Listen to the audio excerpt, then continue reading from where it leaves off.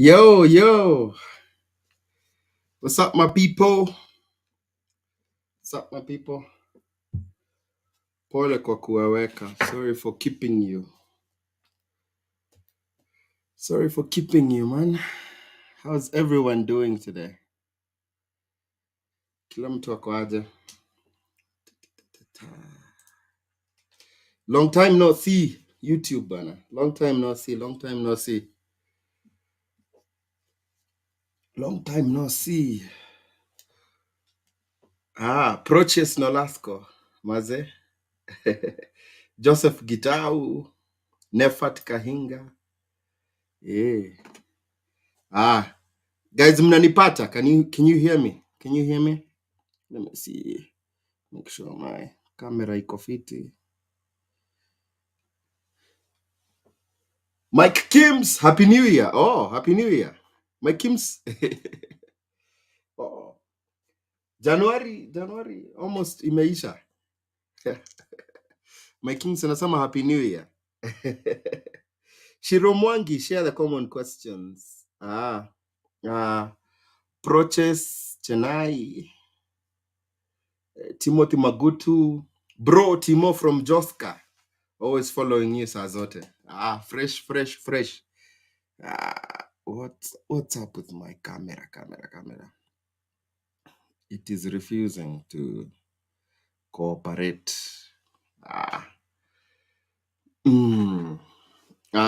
Loud and clear, bro. Live from Qatar. Afiti Maraba Junior. Alex John de vipi mkubwa. Poa sana. How's everyone doing, maze? How's everyone doing? Sitko fiti. Yeah, the new year iko fresh. New year iko fresh. New year is good. Godfrey VPO and hope uko fine. Kuna kitu ulitaja jana live ya TikTok. Ati what changed kwa medical za DV? Oh, tuchanue bro. Okay. Tuchanue bro. Fresh man. Give me some likes. Share live man. Share live so that we can get more people. Alafu I was coming. I think tunaweza we can start with the questions and answers.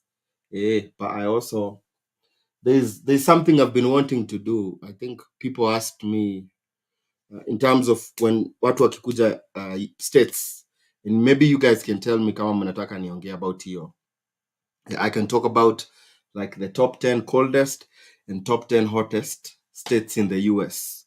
So that way you know when you're coming weather-wise, what are some of those states to avoid, especially when it comes to the coldest ones, because those cold ones are really cold. And I have experience with my list. I think I've been in most of the hottest and coldest, if not all. I think I believe all of them. So niko na personal experience. Maybe you guys can let me know if mnataka niongea about the hottest and the coldest states in the US. But otherwise we can start with immigration questions. And if you're actually going for, if you've been denied a visa recently, if you want to tell us about it, also if you want to talk about, if you have a testimony, if you went and your visa was approved and you want to tell us about it, man, let us know. Just want to talk about so that we can prepare. So immigration questions and answers. Alafu you guys will tell me kama mnataka I do that content on the 10 states, the coldest and the hottest. Yeah. Chris Kim, I like your channel because it's loud and clear. Oh, thank you, man. Thank you, man. Thank you, Peter Miner. Sasa Braza, can you kindly advise me on I cannot even read that out loudly. Peter Miner, let me put that on the screen. You guy, my guy. Wait. we can talk about that, but I would not. Personally, I don't advise about that. But it's interesting because people watu wanafanya hivyo. It's interesting because people do that. But we can talk about that. Also, someone asked share the common questions. So yeah, ask your questions. Alafu mazee, let me know kama mnataka I do that content, yeah. The coldest na hottest states hapa in the US. Eh, eh. SG ako tuned. Canado, happy new year. Ahmedin Abdullahi, hi, tuseme unataka kuona Statue of Liberty or the Niagara Falls, does it require an invitation letter? Good question. Sema mzee wangu, let's say nimepata visa, naweza maze, keep the questions coming. Alafu man, share the live ndo tukianza at least. Now I know some people usually come a little bit later, so man, share the live, give me some likes, alafu ask the questions and we'll tackle them. We'll tackle the questions, maze. We'll tackle the questions. Are there many Kenyans? Good questions, maze. Good questions. Hey man, you guys have some questions over here. Can you do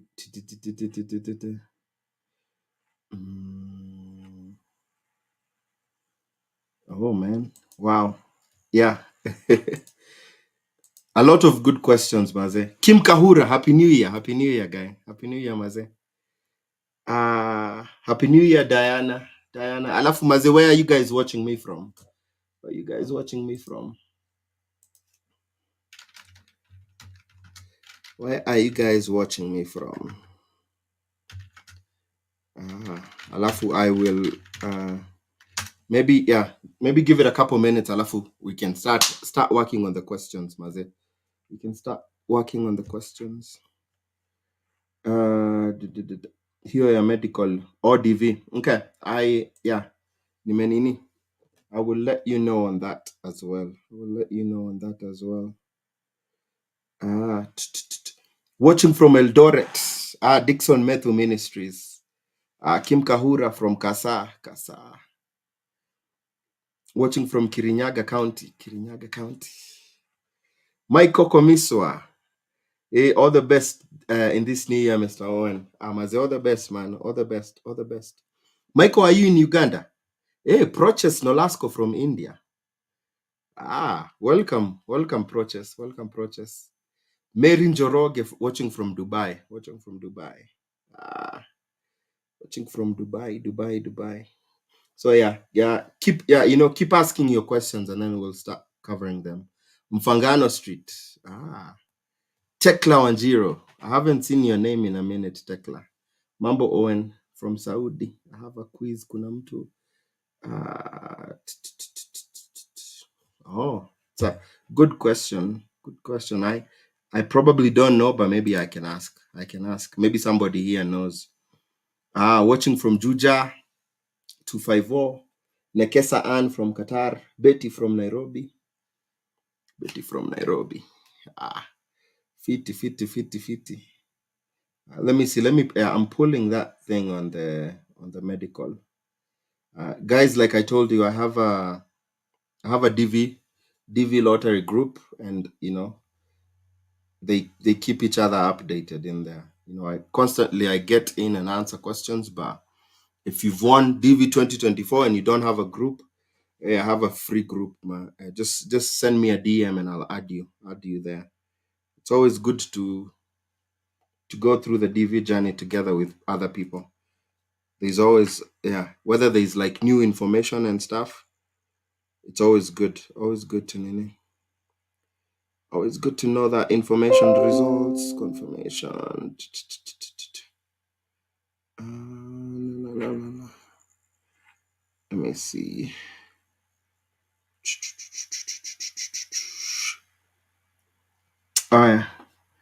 Mambo Owen, watching from Rwanda. Ahmedin from Rwanda. Hi, Shikokuria. Nefat, is it true? Wametoa interview. Oh, that question always comes up. Come on, Wametoa. Can you touch on B1 visa interview? Cisco fiti sana. Cisco fiti sana. Cisco fiti sana. Aya. Way. All right. You guys let me know whether we can, whether we can begin and we can start. I have a few questions over here already. So let me know whether we can begin, officially. Otherwise, I just wanted to confirm again on the DV thing, just so that I make sure I'm giving you the right information.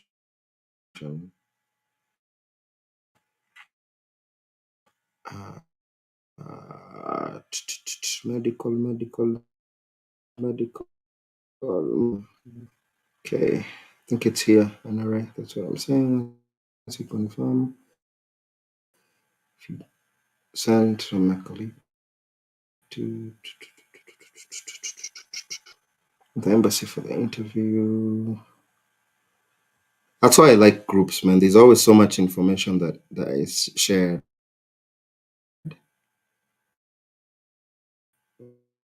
Always so much info that is shared. Where are you? Okay, let's okay. Here's uh, oh man, what's happening? From the letter? They're like, come at 70K, but I don't think we're gonna spend all that.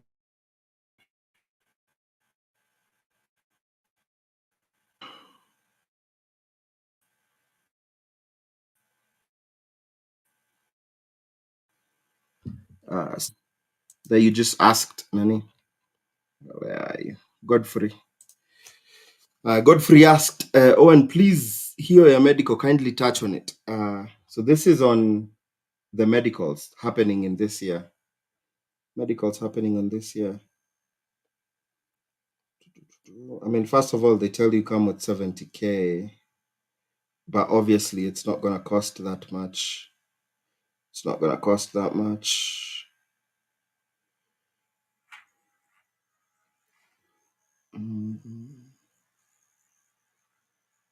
Aye. So what has changed on the DV medical? It's to get your medical, to get the date that you're actually going to do your medical this year, is you have to book online. So this hasn't happened in the past. So now you have to book online, and then book online, like schedule your date, your preferred date when you want to go for the medical online. And then, so first of all, you write them an email. All right, write them an email to book, and then they'll give you a link. Write them an email, they give you a link. Once you get the link, you go online and you book your preferred date. Book your preferred date. That's not how it was in the previous year. So that has changed. This year, if in Kenya, if you want to go do your medical, so like when you get your 2NL, you have to write them an email. After you write them an email, they give you a link. Then after you get the link, that's when you book your appointment. So you're booking now. Now you're booking your appointment for your medical for the date that you want, which is different from what has been happening in the past. Yeah. Hopefully that answered that question on the medical DV. Yeah. Otherwise, let's let me know, guys. You guys are okay. Tayari. Touch on F2A, following from Nyeri. Group ya DV. Oh, Maraba is asking group ya DV lottery nitaingiaje. If you want to get into the DV lottery group, just DM me. DM me on, send me an email, the Kenyan American Home at gmail.com, or, with your case number, or send me a message on TikTok. Send me a message on TikTok. And then I can add you. I can add you to that group. Yeah, add you to that group. Otherwise, you can come to my Telegram group and DM me. directly, and then I'll once you give me your case number and I check it out, then I can add you to the group. But yeah, that's all about the medical. Is now you have to send them an email. They'll send you a link. After you get the link, book the appointment, and you're good to go. Book the appointment, and you're good to go. Let's go ahead and get started, man. Let's go ahead and get started. With the questions. All right, let me look at the ones that I have starred. Start from the beginning. Shiromwangi. So Shiromwangi is saying, share the common questions. And man. So Shiro, what did you want me to concentrate on a particular visa? I know I someone asked about the B1, so, and I think a lot of people when they apply for visas to come to the US, they do B1, B1, B2. So I think maybe I'll concentrate on B1 because they ask different questions for, like a student, or if you're going, for the DV lottery or so many or those other things. But I can concentrate on B1 unless maybe Shiro, you wanted something different. Let me see. Shiro. Sure. Did you want something different or B1, B2 visitor visa? Is that what you wanted? I think I would assume that's what you're referring to. But all right, I can go ahead and cover some of the common questions. So when you go to the embassy with your B1, B2, the B1, B2 visa is it's B1, which is business. So that means if you're going on B1, if you're going on a business, so like maybe you're going to visit business colleagues, or B1, you're going for a conference. Conference is under the B1 business. B1, if you're going to meet people who maybe you do business with, you're in business with, and you're going to have meetings in the US. Then that falls under the B1 visa. And then the B2 is what is called tourism. It's called a tourist visa, which is it involves things like you're going to a conference, you're going to a graduation, you're going to sightsee tourism. So yeah, but they always combine those together and call them B1, B2 visa. So that's B1, B2 visa in total. They call it, that's the visitor visa. So when you apply for the visitor visa, and I have instructions here on my YouTube channel on how you need to fill a DS-160. After you fill the DS-160, then pay. After you pay the fee, $185, then you schedule your interview, and I have videos. If you go to the playlist that has the US visitor visa, the first video is how to answer your DS-160 step by step. The second video is how to schedule your appointment, reschedule your appointment, and so on. And then the other videos are how to answer questions and stuff like that. But so let's say you've completed your B1, B2, you're going to the interview, and now it's questions. So obviously one of the most common question that they'll ask you is, what is the purpose? Why are you going? Why do you want to go to the US? What's the purpose of your visit to the US? That's like the most common question one that they'll ask you. And that the first question is usually the question you want to attack the most. That's the question you want to tackle the best. Make sure you answer the first question completely, because a lot of times, so people say, oh, they've predetermined whether they're giving you this visa before you even come to the window. But in actual sense, I don't believe that's the case. I don't believe that because they don't have time. That is what people don't understand. If you've ever gone to the embassy, like the Nairobi embassy or whatever, there's always lines of people lining up to do interviews. Like every single second is accounted for by someone going for an interview. Because not only are they scheduling visitor visas, they're scheduling students, they're scheduling people who are bringing families, they're scheduling DV lottery. They have so many people. So not just the people who are going for visitor, they have so many people who every single day are going to the embassy. And so like every minute is accounted for.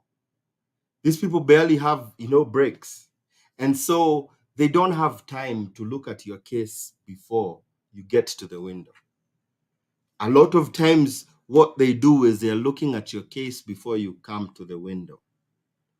And because these are trained professionals, they've done training, they've done shadowing, they've watched videos, they've learned these, like all these, like what kind of questions do you ask, how do you read this, how do you read this, the body languages, all these things. They've been taught behaviors, how can you tell somebody whether someone is telling the truth or they're lying. Yeah, things like, look for some small things. And a lot of times, before we get to the questions, is what you feel in the DS-160 is what they use to interview you, but they have not sat down and looked at your DS-160 before you arrive. Okay, the day you arrive, when you arrive and you give your confirmation number, that's when they pull your DS. You pull your DS-160 and they're looking at it. And these people are trained professionals. They'll quickly look, ask you questions, and make quick decisions. That's what they're taught. They're taught to make quick decisions on the fly. Read. Yeah. Is this person telling the truth? Yeah. Have you met the qualifications? Blah. And then, yeah. So what you answer in your DS-160 will go a long way to granting you or denying you a visa. Obviously, there are some things before the interview that will be flagged. What are some of those things? Because you put in your passport numbers and all these other numbers when you're filling in your DS-160. If you've ever been banned from the US, if you've been deported, if you probably, if you have a record, if you're inadmissible, that will flag you. Okay? I want to say this because this is important. That will flag you. If you are inadmissible to come to the US, that means you are either, maybe you were deported or you were banned, or maybe you have a criminal record and stuff like that. Please make sure when you go for an interview and they give you the slip, the pink slip, look at the code that they give you. Okay? I always mention, I've done a video on the denial codes. Please make sure that you're looking at the denial codes. When they give you that pink slip or whatever slip they give you that is you've been denied, sometimes it's white, sometimes it's pink, make sure you're looking at the code. So the most common, the ones that if you're given, that means you did not satisfy what the requirements of the visa, is the 214B. The 214B they'll give you because you have not met the requirements. Is something you said that it just, maybe you didn't have enough ties, or maybe you're not making enough to support yourself, or you were inconsistent. It's the way you interview. A lot of times, if you did not meet the qualification, they'll give you the 214B. That's the most common one. They're giving that, and that one is not a problem. A lot of people get denied visas. A lot of people who come to the US, especially from Africa, they get denied visas at least one time. A lot of people. Most people have come here on their second interview, third interview, fourth interview. Some people have even done multiple, double-digit interviews, and they still get it. Maybe the person I know that has done so many, he got it on his 19th time. 18 denials, 19th time he got his visa. Now, I would not recommend someone to do that, because you can imagine how much 18, man, that's a lot of money. And that was the day it used to be a 160. It used to be, how much is that actually? I would not advise anybody about to keep going. It's like insanity, is keep doing the same thing, expecting different results. Because so if you've gone 18 times, well, that's 19 actually, because he got it on his 19th time. 19 times. And it was like 160. Man, that's $3,000. $3,000 is not cheap money. Yes, finally he made it. $3,000 when you come to the US is not too much money, but $3,000 when you're still in Kenya is a lot of money. It's a lot of money. That's like what, 400, 500, 400,000 or so at the rate that we're in today. So I don't, and I've talked previously about, denials, what to do after you get denied and stuff like that. But make sure you look at the denial pink slip that you're given. If it's 214B, that's fine. That means you just were not able to meet the requirements. If you're given a 221G, 221G, what I tell you is 221G is administrative processing. You either have to provide something, or maybe the visa officer, it just was not able to make a decision at the time you were at the window. And he needs to look more into your case, maybe just dig deeper or something like that, just to make sure, verify your data. There's a gap that there's something about your case that he's just not sure. And so 221G is usually a yellow slip. It's like a yellow card. It doesn't mean that you've been given, because sometimes they go do whatever they're gonna do behind the tent, and then and then they tell you your visa has been approved, or your visa has been denied. So it's like a 50-50 shot. If you get a 221G, doesn't necessarily, you've been denied that day, but doesn't necessarily mean that you've been denied forever. They could go look at your case again and change their minds. And then there is the 212. If you get the 212, and there's so many codes under 212, that means you are inadmissible. There's something that is making you inadmissible. Maybe you were deported. Maybe when you were here, you became a public charge. There's just, you broke immigration laws. There's something, maybe you have a sickness, some sickness and stuff. There's If you are given a 212, that is when you need, before you apply, because you can apply as many times as possible, but they will never give you a visa. You are inadmissible. If you are banned, if you are deported, you need to get a waiver. And that's mostly going through a lawyer. Get a waiver that will then make you admissible again. But you'll keep wasting your money going to the interviews, and then you keep getting denied, and you're wondering why. Why? Is because you're not looking at the slip they're giving you. They're not looking at the slip they're giving you. So those are some. So in actual sense, going back to the questions they ask you on your B1, B2 visa, your visitor visa, are things that you responded in the DS-160. And that is why I discourage people, don't use agents. Do it yourself. And I've empowered you to do it yourself on my YouTube channel. This channel has the information. I've given you a step-by-step, explain to you line by line. How do you feel this? How do you feel this? And how do you feel that? Do it yourself. One of the good advantages about doing it yourself is you will recall what you did. What you put, you will remember. Again, also, I tell people, when you go fill your DS-160, make sure you print out a copy. After you finish your DS-160, you come to the end before you submit. They give you the option. To print, or I think it's after you submit, they give you the option to print your DS-160, to print your confirmation page. Make sure you print a copy of your DS-160, because that will help you prepare for the interview.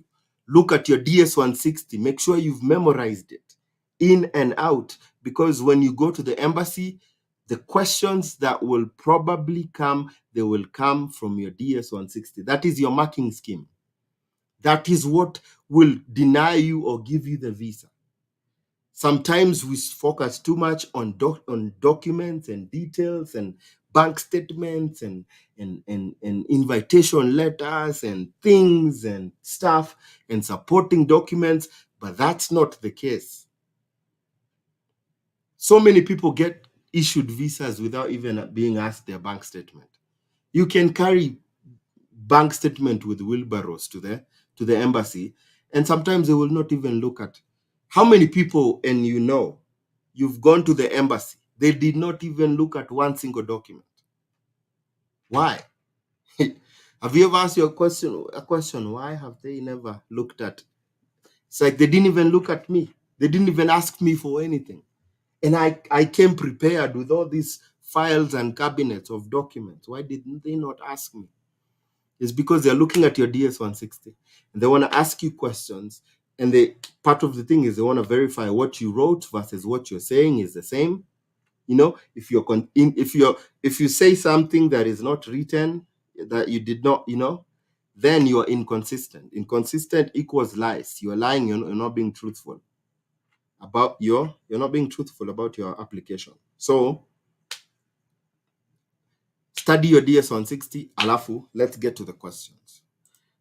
Most common question they'll ask you is why? What is the purpose? Which is and that is one of the questions in the DS-160. They'll ask you, what is the purpose of your trip?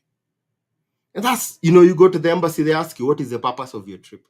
Now, if you know already, if you filled it for yourself and somebody else did not feel, because what happens if a lot of times if an agent does it for you, a lot of these agents don't print the copy, they don't tell you, and they are maybe working with so many clients, they will not, and they just tell you you're going for a conference. And then you end up to the embassy and they ask you very particular questions about that conference. Alafu, you get denied. Why? That's why you need to be involved in the process to know. And they ask you, what is the purpose? Why do you want to go to the US? Why? That is a question you need to attack. If they ever ask you that question, whatever visa you have, whatever non-immigrant visa you have, if they ask you whether it's a student with an F1 or M1, whatever, what is the purpose? Why do you want to go to the US? That is the question you attack. And if you attack that question well and you respond, so that question should be complete. How should it be complete? You should say why you're going, number one. Don't be vague. Don't just say, I'm going to a conference if you're going to a conference. Be specific. I'm going to this and this and that. Make it a complete sentence and statement. Sometimes I know it's a lot of times they will wait for you to finish your first question, responding to your first question.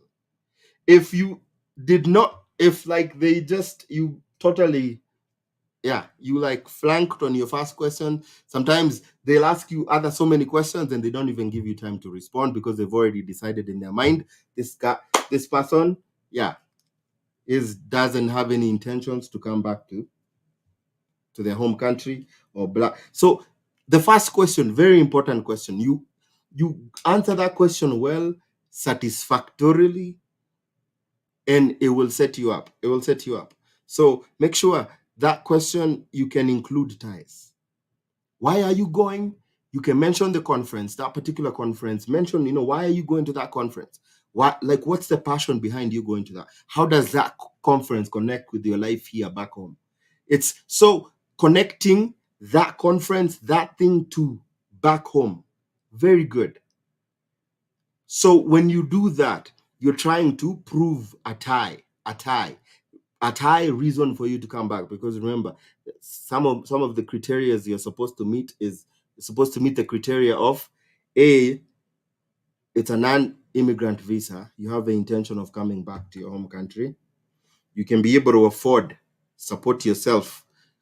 You can be able to afford the cost of the visa. Like, however, whether you're supporting yourself or someone is supporting you, you will be able to bear the cost of that visa. But also making sure that you have enough ties and you have the intention of coming back home. Yeah. You have enough ties that they'll say, oh, this person doesn't just want to go and stay in the US. This person will come back. And that's why when they ask you that question on the purpose, make sure you answer it completely. Mention whatever you're doing, tie it back to, how does that tie to your life? And then So if it's a conference, you can tie it to your job, you can tie it to a passion you have, you can tie it to your community. And then it's like whether you're going to the US to get the resources, to get equipment, to get whatever technology and blah blah blah, to bring it back home to do something with it. That's a complete answer, because you're tying it back to your intention. Again, my intention, I have to come back. Maybe it's a job, you're going for tourism. Some people have said, hey, one of the most common ones is like someone mentioned the Statue of Liberty. So you're going there, but I have to come back. There's a job waiting for me. I have to come back. There's a family waiting for me. I have to come. That When you answer that question, make sure you just tie it back to coming back. Okay. Hopefully yeah. And then sometimes they might ask you, why now? Why are you going to do it now? Why are you going to visit your aunt now? Why no other times? Why now? Why don't you want to go in the summer? Why do you want to go in the winter? Why? You have to have space. You have to, so that this and so you have to be quick on your feet with some of these questions, because they come boom boom boom boom, and that's why you need to know your story, because when you know your story, you're quick on your feet. Aya, how long are you going to visit? How long are you going to stay in the US? Boom, boom. Again, if you did not fill the DS-160, this question, you will answer it very differently from the way you fill the DS-160. But if you were involved in doing that, then okay, I know I've said in the DS-160, I'm going for 2 weeks, or I'm going for a month, or I'm going for however long. And you respond consistently, it's points for you. Either way, points for you. Points for you. All right. So how long are you going to the States? Where are you going in the States? Another question. People have been denied visas because you're going to visit your uncle in the US, and then your uncle has sometimes you have all the details. Your uncle sent you the invitation letter, and the invitation letter has all the details on the address. And then the consular officer asks you, where are you going? What city? What's the address of your uncle? Huh? And then when you start hearing crickets in your mind, my friend, denial. You'll be denied. Why? Because you're not prepared for the interview. These are so you need to be prepared. Know your story. Be quick on your feet. Respond. Look at them confident. But your confidence will vamos if you're not prepared for your interview. If you haven't rehearsed, it's good, man. It's good. Find somebody that you can ask. You can rehearse some of these things. You can prepare, so that when they ask you some of these things, you're like quick on your feet. Hey, what state does your uncle live? Tururu. The mobile subscriber cannot be reached. What is the address of your What is the address of your aunt? Tururu. The mobile subscriber cannot be reached. Yeah. When? Where? Yeah. It's like, oh, so you're going to visit when did you last see your aunt?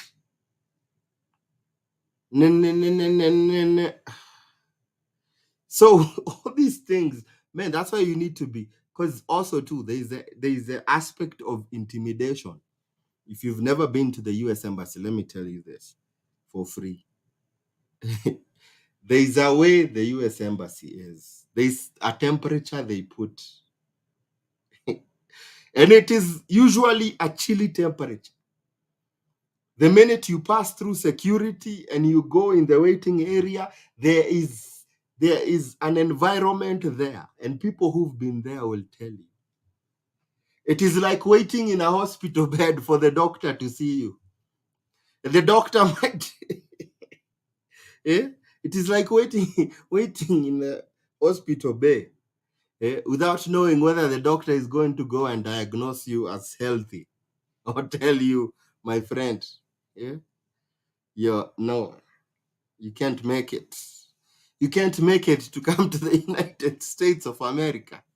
So there's an environment there, but also and I'll come back to the questions. I think I like to answer questions wholeheartedly. I try and I like think think think what do you call 360? You are thinking 360. And when you're on 360, and I know, like, for me personally, I grew up in Kenya. Man, life in Kenya has taught me. Let me tell you, my people, if you've grown up in Kenya, you have everything you need to get that visa. Everything. Because for you to survive life in Africa, yeah, man, you need to be, yeah, you need to be chap chap. That's the same way you need to be chap chap in there at the embassy. It's like this. The answers need to be here. Boo boo boo. And confidence. So yeah, there's a temperature. There is a temperature at the US embassy inside when you get in. This is for the people who haven't been there. There's a temperature. And I think they put that temperature for a reason. And then there is also what is happening. So if you are like my fellow Kenyans, they love tea. My fellow Kenyans, they love tea. What is tea? Is my fellow Kenyans love to see what is happening in other people's lives and know what is happening in other people's lives. And so, which is the other thing I can tell you, man, we went there to get the visa. You did not go there for tea. Because some people forget. You went there with a mission. Now, because as a typical Kenyan, you like tea. Now you start consuming tea at the US embassy. What is consuming tea? Consuming tea at the US embassy is starting to look at how other people, that one has been given pink slip. Another one has been denied. Look at that one crying over there. That one is the only one that's been given. Oh my gosh. The last, and you're like, so you're consuming tea. My friend, what is happening is you're letting the enemy come in and distract you from why you're there. You will consume tea after you leave the embassy. You went there for a reason. There's a reason you paid $185 to go to the embassy. Now you've become the tea master. Oh, you're the one even telling people, did you see that one has been denied? That one has been denied. That one has been denied. Nobody has been given before me. So by the time you go to the counter, my friend, what do you think is going to be your temperature? Your temperature is going to be, they've denied the first, they've denied the last 10 people in front of me. They'll also deny me. Why? Because of tea. Fellow Kenyans. This is for my fellow Kenyans. Please, please, please, please concentrate. You went there to get the visa, not to consume tea. You consume tea, you start to forget what your questions, you start to forget your purpose. And so by the time they call you, you're panicking. Because now you are afraid because so many people have been denied. So you're like, there's not even, there's no need to try. That is the state of your mind. And you know why? Because you've let the enemy come in and confuse you. I promise you, so many people are that way. So many people who go to the embassy, they end up getting so focused on other people's affairs, they are not minding their own business. Mind your business, man. Mind your business. In fact, ignore what is happening. Because if you don't, the time you're waiting, man, you'll be going through your DS-160 if you have it printed, if you have it with you. Be looking at your documents. Be looking at your documents. Oh, Doramo, you're going, watching from Kenya as I wait to travel New York. Here I come. But my friend, that's the so there's that tea, consuming tea, but also there is the other aspect of, and a lot of people fall into this. Not every day you talk one-on-one with an American. In fact, some of the people, it's the first time they've ever talked to a Mzungu one-on-one. So now you can imagine the environment. You're consuming tea, you're panicked, alafu boom, you're looking at somebody with blue eyes or green eyes for the first time in your life.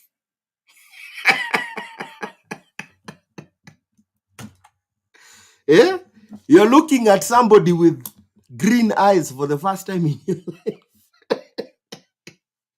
And you realize, oh my God, this is happening. It's real. It's real. It's happening. Man, I think some of these things we ignore, but they are very important. Because if it is the first time you're actually talking to a Mzungu, because some people have never had that opportunity. Not everybody has like interacted with a Mzungu face to face. And so if that's the first time you have, man, there's some of it, yeah, because then their accent, they might be different accents since they have lived in Kenya now for a while. But their accents they'll throw you off. But then their appearance will throw you off. Because yeah, man, if you've never seen somebody with blue eyes and you're looking into blue eyes, yeah, you will get swallowed in the ocean blue. So I'm married to a Mzungu, and I know, like, my wife's eyes are blue. And it's different looking at somebody with blue eyes. Yeah? For the first time, you're looking at somebody with blue eyes or hazy, they call them hazel eyes. Hazel eyes are green eyes. You know? It's like, yeah, the closest probably you've looked at is a cat with green eyes. It's like, oh my God, this person has green eyes. And they're talking to me in this deep English. And you know the way English came by ship. Oh, my friend, if you are nervous about if you are nervous about your interview, you forget everything. Forget everything. Alafu kwanza, the worst thing is now you've decided to go. You've decided decided to go to the embassy with what do you call it? Choking your neck with a tie. I say sometimes you can choke yourself and choke the vowels out so that now the English disappears. You're speaking English without a, e, or u. And my friend, you're done. So we stopped at I think I wanted to highlight that because that's very important. It's very important for people. If you've never been to the embassy, be prepared, man. Yeah, you'll most likely see a Mzungu. And a Mzungu will interview you. And it's very different if you've never been interviewed by a Mzungu. So be prepared. Be prepared, man, with your English. Be prepared with your English, bana. It doesn't matter, by the way. Your accent is fine. Don't worry about your accent. It is not about your accent as long as you can communicate. That's all that matters. It's all that matters. Yeah. So don't worry too much about the accent. Yeah. At yo sijui I have a very thick accent. Don't worry about those things. Just worry about communicating well. Worry about communicating well because that's the most important thing. That's the most important thing. Let me adjust my thing before I go to the next question there. Before I go to the next question. Yeah. So uh so we talked about where in the I think how long you'll stay. Talked about the place, like where are you going? Who are you going to see? Where are you going? Which is you need to know the address of whoever is hosting you. If they're hosting you, you need to know the address of the person who's hosting you, which is very important to do that. And then the other thing they might ask you is so from the address, what place, where, what place, what city, what state, what address. US addresses are very specific, by the way. For those of you who do not know, I can maybe explain them to you. The way US addresses work is here. Sorry, let me do this, and then I'll be able to concentrate more. Let me fix my today my camera is doing is doing the thing. It's doing the thing. Let me fix my camera. It's doing the thing, and then I'll talk about the US address. Talk about the US address. Man, give me some likes, man. Give me some likes. Those likes are not even moving. Make sure you share. Make sure you share this with somebody that you know will benefit. It's always good. Sharing is caring. Sharing is caring, man. Uh, sharing is caring. Sharing is caring. Aye. Ora. Pull up, my people. Pull up.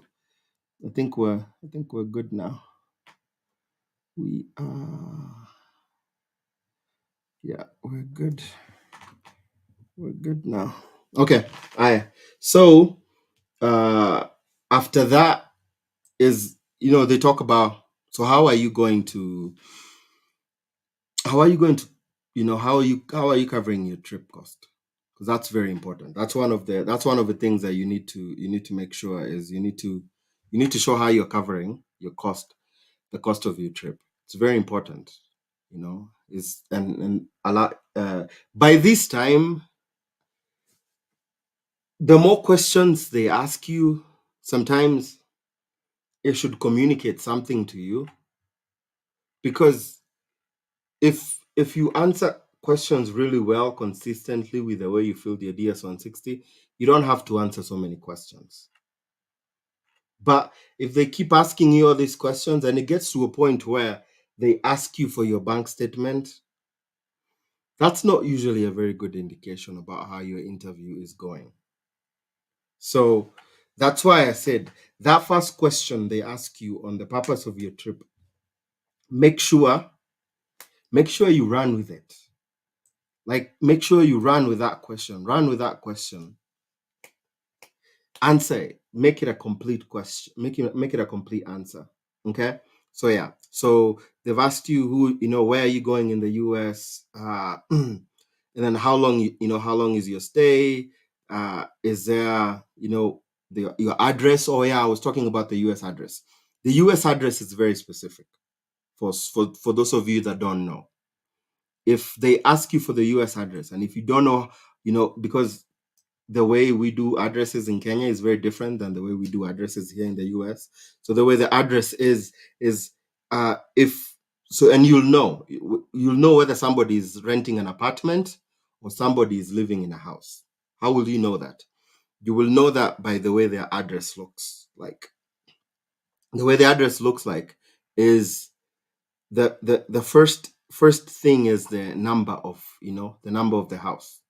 So like if I live in a house, like my house, it'll have a number, whether it's like 2041. 2041 is the house number, and the way the houses are here in the US is they are labeled, on one side is even numbers and on the other side is odd numbers. As also, that's a way, if you're ever lost looking for houses or looking for addresses here in the US, just make sure, like, one side of the street will be odd numbers, the other side of the street will be even numbers. Okay, so that's kind of how they do the houses. So the first thing in the address will be the number of the house. Number of the house. If they live in an apartment, it's the number of the complex. Okay, the number of the apartment complex will be the first thing, and then the next thing will be the street that they live in. The street that they live in. All right. So let's say I live in 2021 Colorado Avenue. Okay, Colorado Avenue is whether it's a boulevard, the street, the avenue, whatever you want to call it. It's a circle. There's so many. Yeah, there's so many. So yeah, so that it's really the street. What street is? And so if you go to go to that place, you look at the street. This house is on this street. So this house is this number. And then the next thing, this house is located in this particular street. So if Colorado Avenue passes across passes where I live, and this house is there, it'll be that particular street. And then the other thing they give you is the other thing they give you is they give you the city. All right. Oh, before that, if they live in an apartment, they live in an apartment and you're filling the address, there's always this thing that's asking you what's the apartment or suite number. If you see somebody with a suite number, that means they're either in an apartment complex or maybe it's an office that, a building with so many offices. It'll have a suite number or it'll have a apartment number. So like the apartment complex is the apartment with all the apartments, which is the first number, and then the apartment number is that particular apartment. But a house will not have apartment numbers or suite numbers. The house will just have the house number.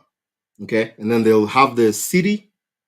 The city is wherever that particular city that house is located. So let's say somebody lives in Seattle. Seattle will be the city. And then there'll be a zip code. A zip code is that's the way the US is it's mostly divided by zip codes.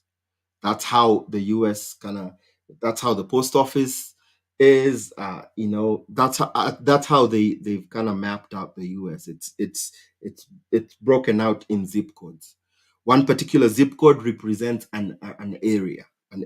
So if somebody lives in 2021 Colorado Avenue, remember the street number, and then the next thing will be whether it's an apartment, it'll have the apartment number, or if it's a house, it won't have anything else.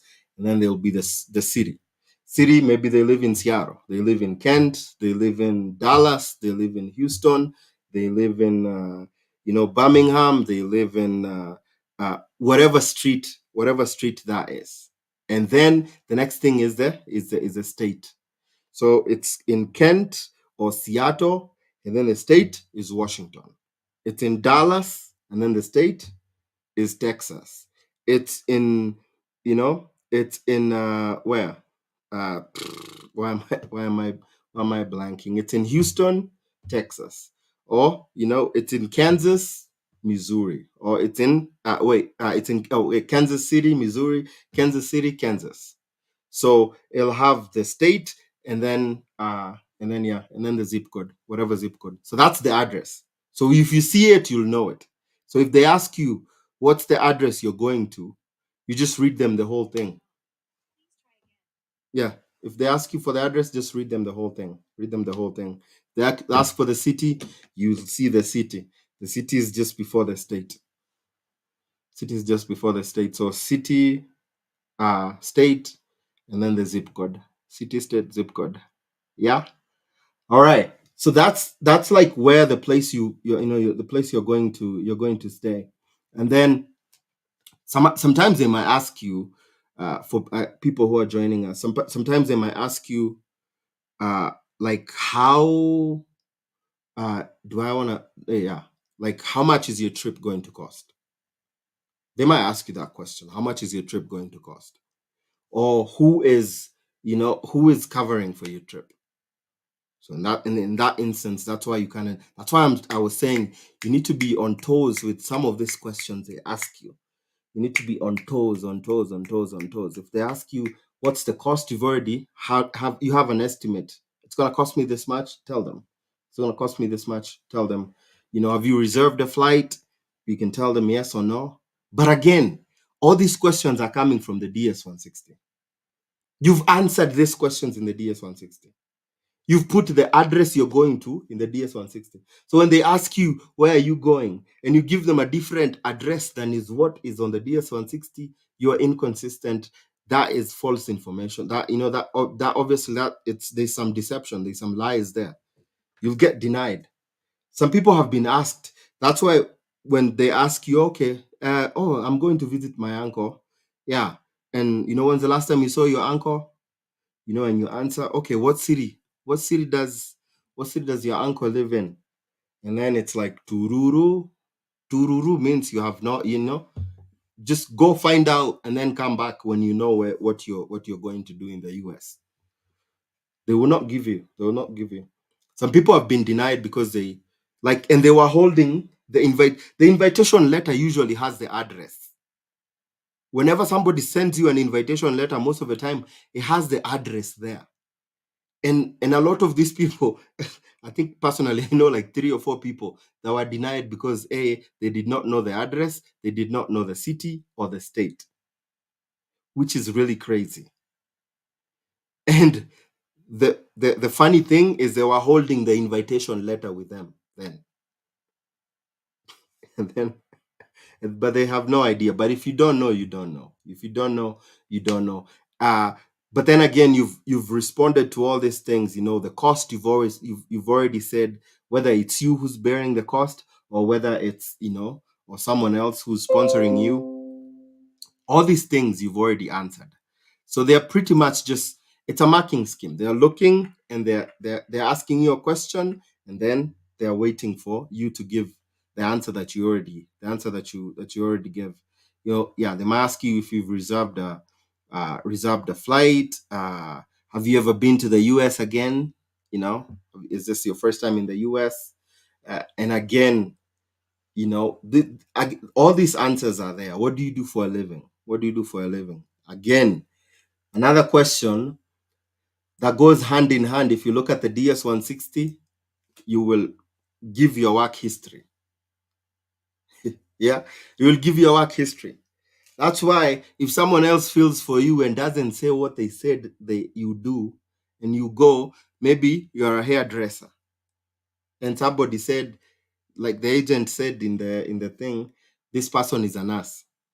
Now, you saying you're a hairdresser, hairdressing and nursing are like two different zip codes and WhatsApp groups. So just again, these are questions that go hand in hand with the DS 160. We're covering, for those people who are just coming in, we're covering the questions that they ask you, most common questions they'll ask you in a B1, B2 interview, B1, B2 interview.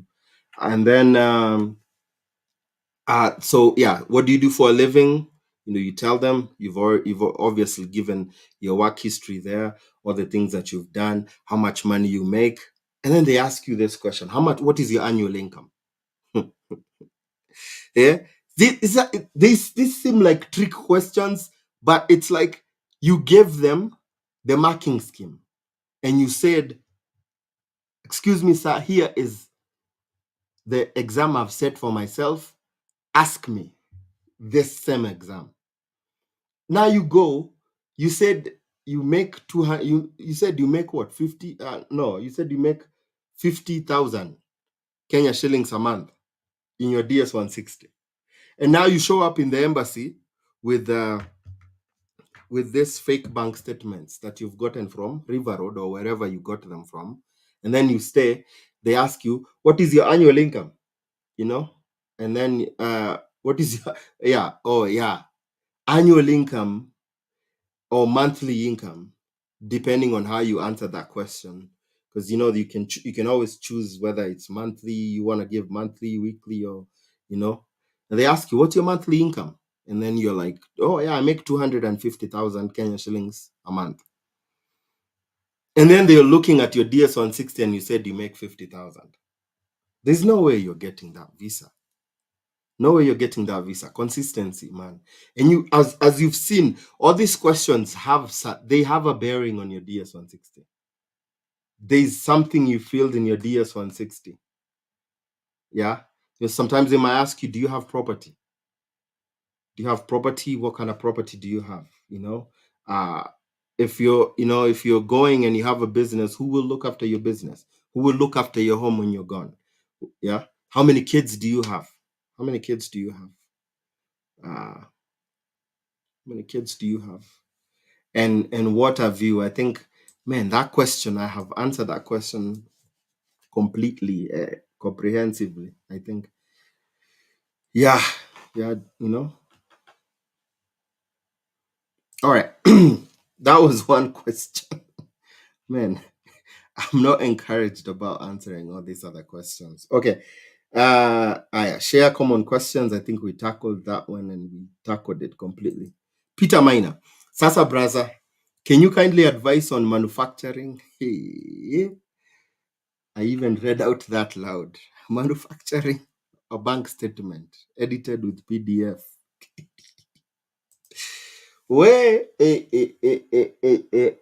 yeah, first of all, Peter, you cannot say that out loud. You can't say that out loud about that. And second of all, I would not recommend about manufacturing. Don't be truthful. Be truthful, man. Be truthful. I tell you answer these questions honestly, and a lot of times they'll look at your honesty and give you the visa. Yeah, it's not always about. People always ask this question: how much money do you need to go to the US? But that's the wrong question, because you have to go through the embassy, and sometimes the embassy doesn't even care very much about how much money you're making versus kind of meeting the requirements. If because you could be making very less money, but then you have somebody else who's financing your trip. And as long as you're consistent and you're honest and you answer your questions well when you're asked, you'll be given a visa. People have been given visas because, hey, I won a work trip. There was a raffle. I won a work trip to go to the US. And so my employer is paying for my trip. Then I don't necessarily need to have a huge bank account. Yeah, all I need is I get the affidavit of support from my employer saying, hey, I'm gonna take care of him and I'm gonna take care of him or her on all the expenses that they have. And so it's really not about that. The question is not how much you need, but it's ultimately make sure you have your story is consistent, you're truthful. And so when it comes to manufacturing statements, man, don't do that. Because if they ever asked for it and they can tell it's a forgery, you can be banned. You can be banned, and you don't want to do that too. You don't want to do that too. It's Yeah, just be follow the I would say follow the straight and narrow. Follow the straight and narrow. Sometimes keeping it simple is the right way. Instead of complicating your story about sometimes you can make up such a good story, but it's too good to be true. Or you can make up a story that really ties to the job that you do, that really ties to uh, the so many things, but then it's like too good to be true. And then somebody can come and make up a very silly purpose and end up getting that visa. Because why? Because it was silly and simple. It's like, oh, they are not gonna believe Ati. Ati, they are not gonna believe Ati I'm going to the US to see snow for the first time. And then kaboom. By now I know like three people who got visas because they came to the US to see snow. But when you're thinking like in your mind, Ati tell them I'm going to see snow. I don't think they're going to give me the visa. No. But it can be simple and it looks like it's like no way yeah. It's like a silly answer, but sometimes those actually do work. They do. Those actually do work. So Peter, no. Don't Nini. Amedin Abdullahi, hi, tuseme unataka kuona Statue of Liberty or Niagara Falls. Does it require invitation letter? So if you're coming to see the Statue of Liberty, or you're going to Canada to see, oh yeah, there's also the New York side of the Niagara Falls. So you're coming to the US to see the Niagara Falls. In that case, you don't need an invitation letter because you're coming for tourism. You just need a plan. You just need a plan, whether it's, and you can, those plans can be estimates, because a lot of times, you don't want to go ahead you don't want to go ahead and buy like a trip, doing like excursions, or going to, buy like all those rides, the boat rides and things before you've gotten the visa, or like booking hotels and flights. Sometimes you want to wait until you get the visa before you can book. But some people say, hey, maybe if I book, then it might look like I'm serious. and so you can reserve, like, and do it in a way that it's refundable. Some people do that, but I'm honestly, just keep it simple. Just say estimate.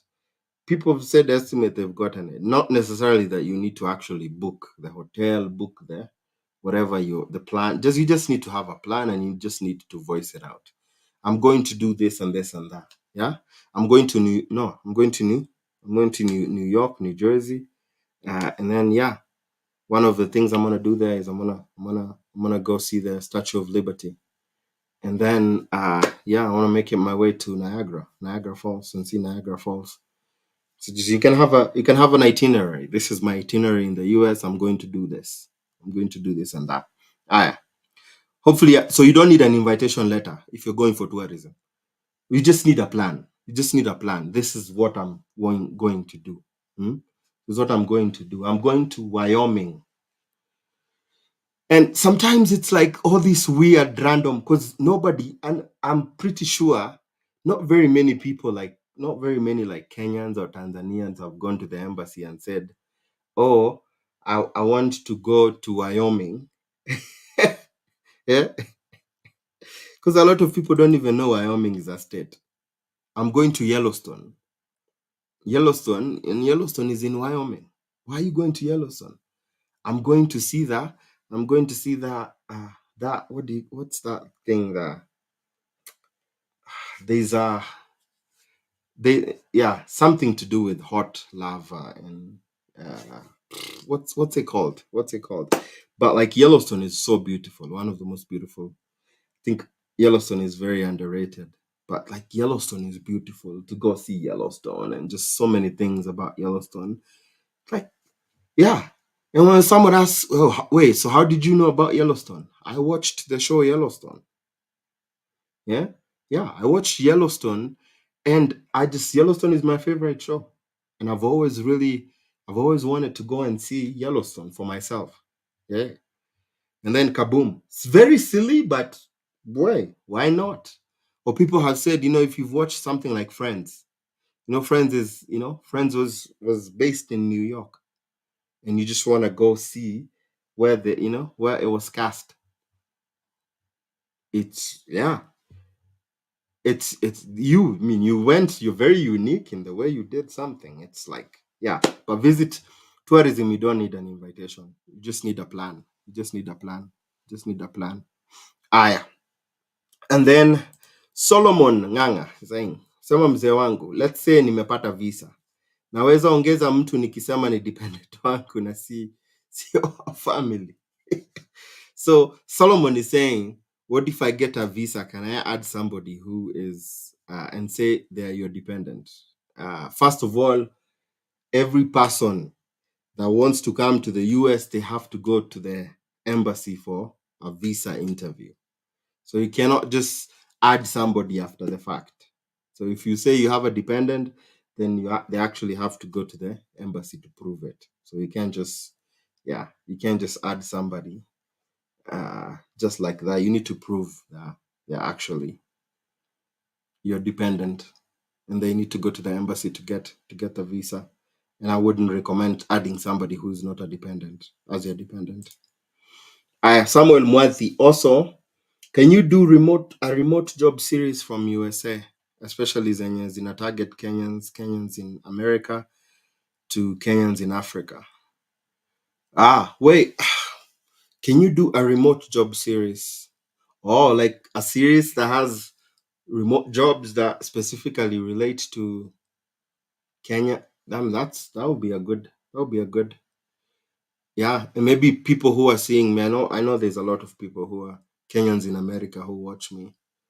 Uh, man, I'm always game for creating. Man, if there's a way we can create employment for our people back home, and I think there's space, and this is to my people. Uh we need to get to a point, I think, to expand the way we think as Kenyans, and especially, because I speak to Kenyans, I speak to Ugandans, I speak to our people, man. It's our people, our East African community. It's our people. I think we need to get to a point, man.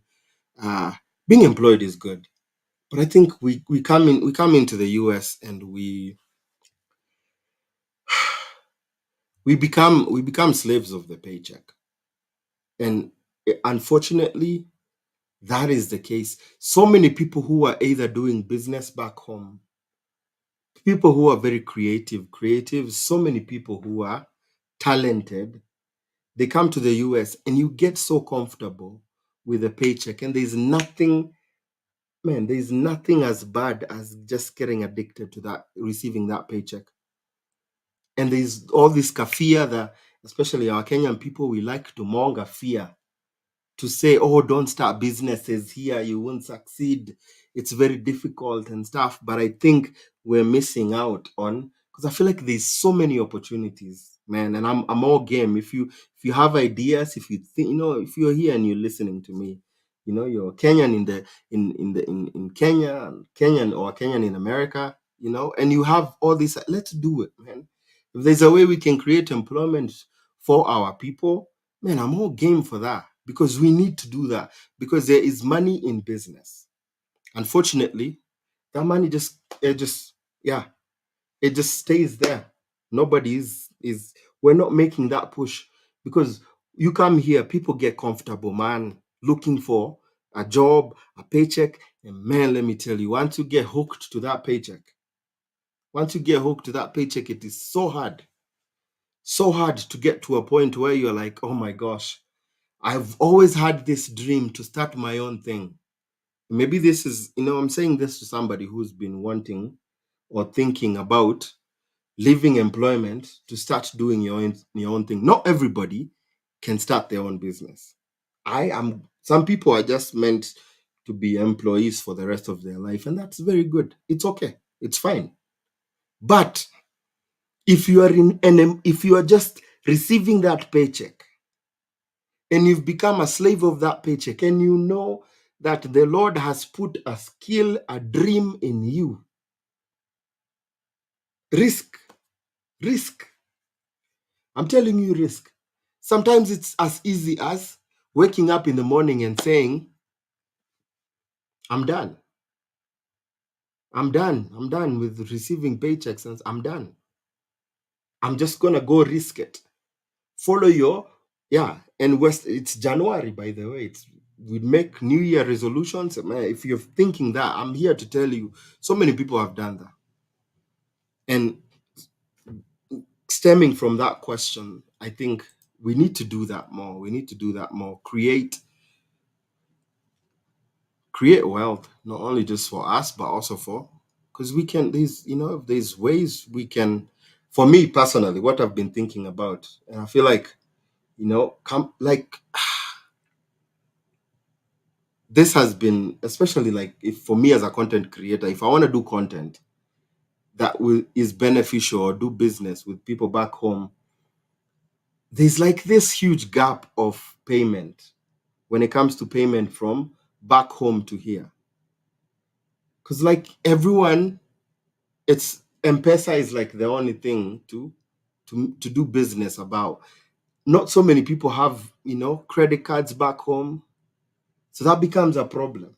Even when you're trying to do something, there's like this gap that of M-Pesa. It's like, why doesn't somebody create a platform, a payment processing platform that becomes, whether it's taking that M-Pesa, converting it in a way that somebody pays in M-Pesa, and I know there's global payments, which hardly ever works. It's not like, it's so many people have so many issues with it.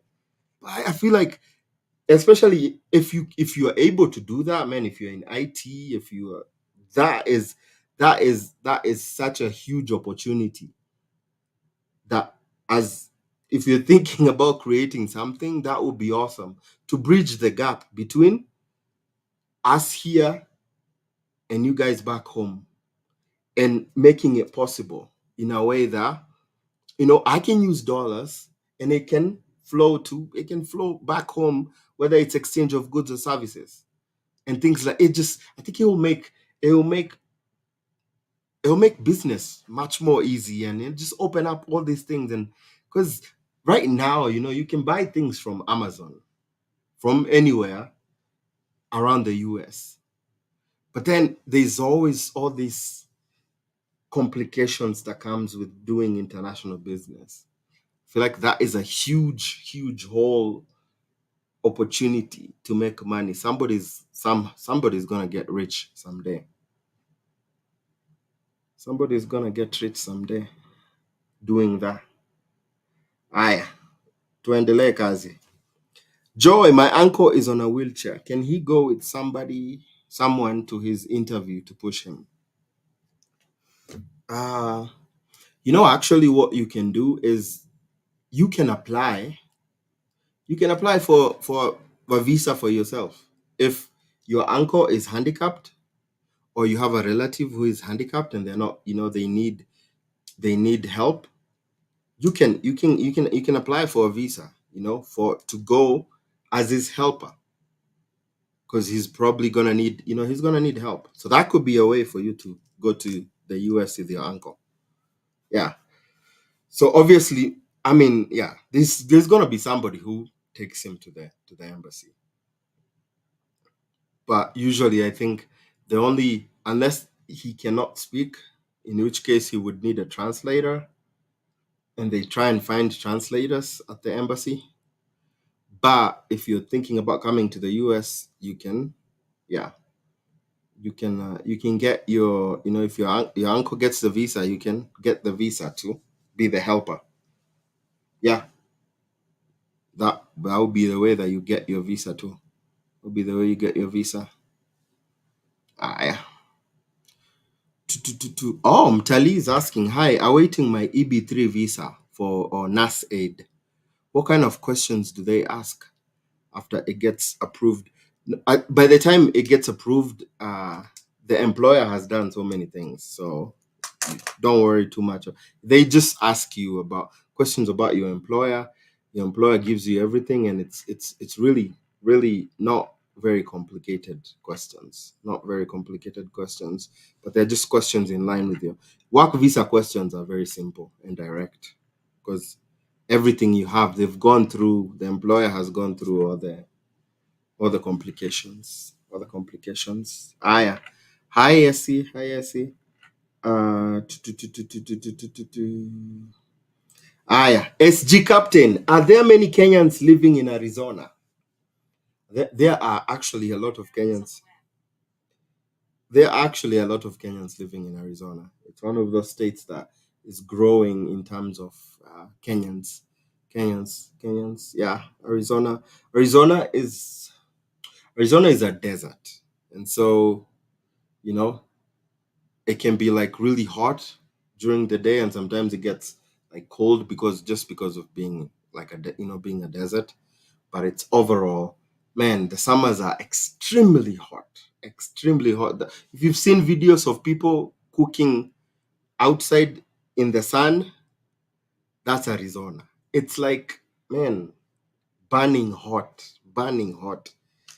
Like you can cook your kitoweo outside in the sun.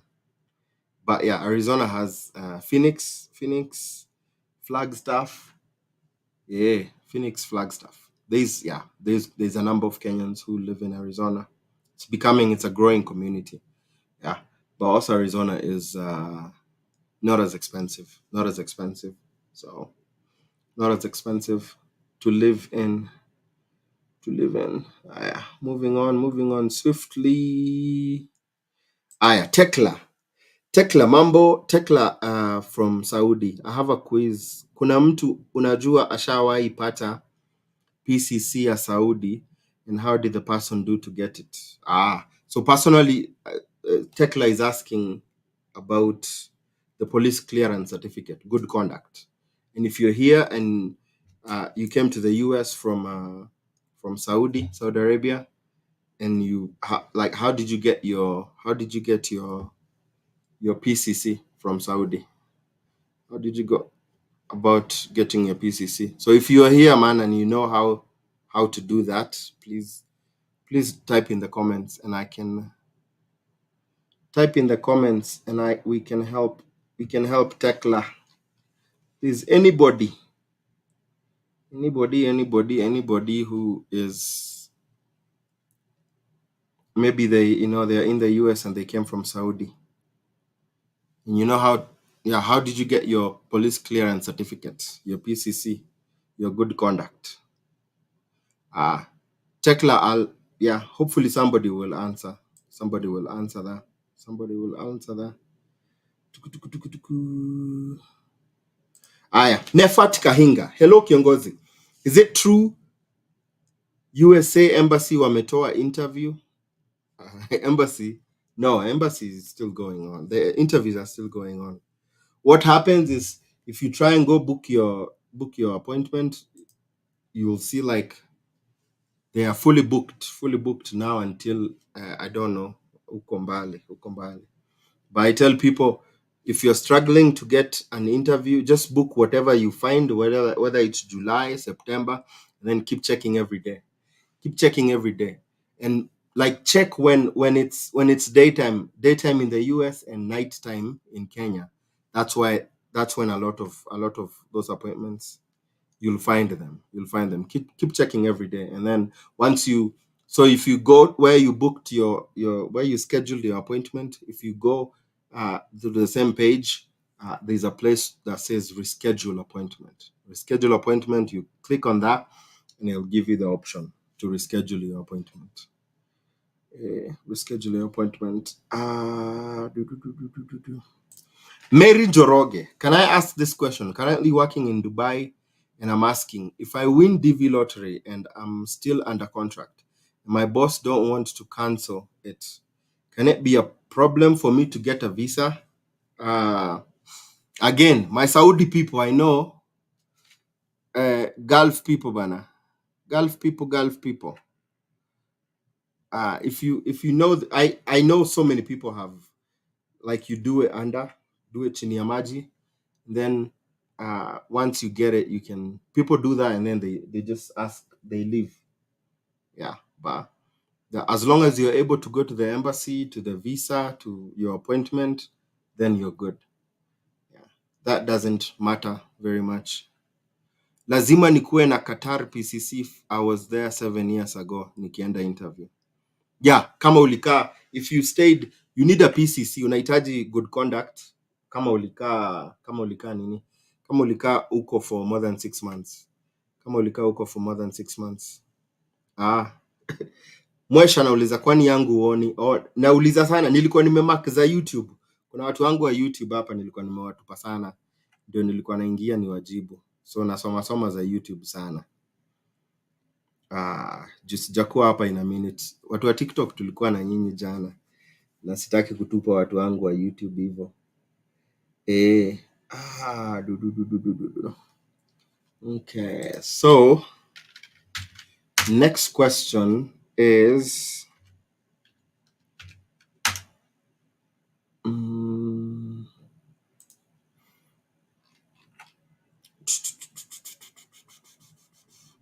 right. So kindly touch on F2A Kenya is taking long to schedule.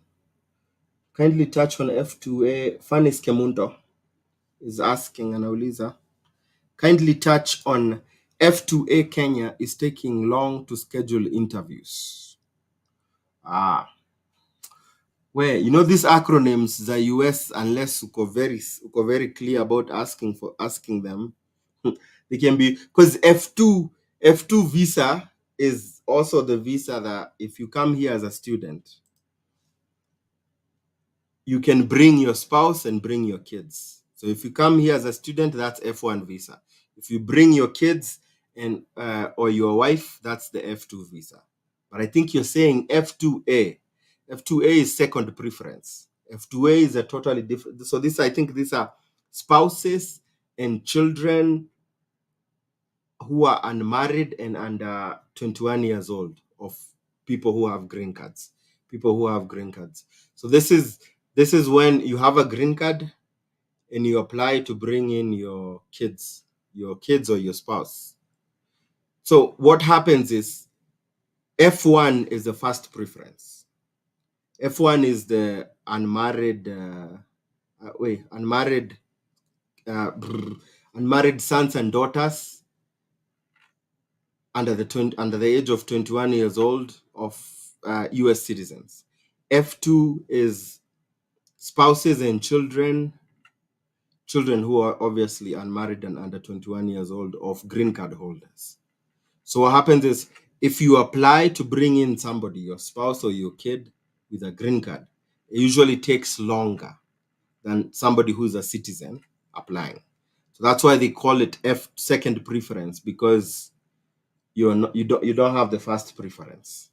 And what you might be seeing is they've been taking a while. It's just there's a lot. They're going slower than uh, the backlog, obviously, but also there's so many things that are going on.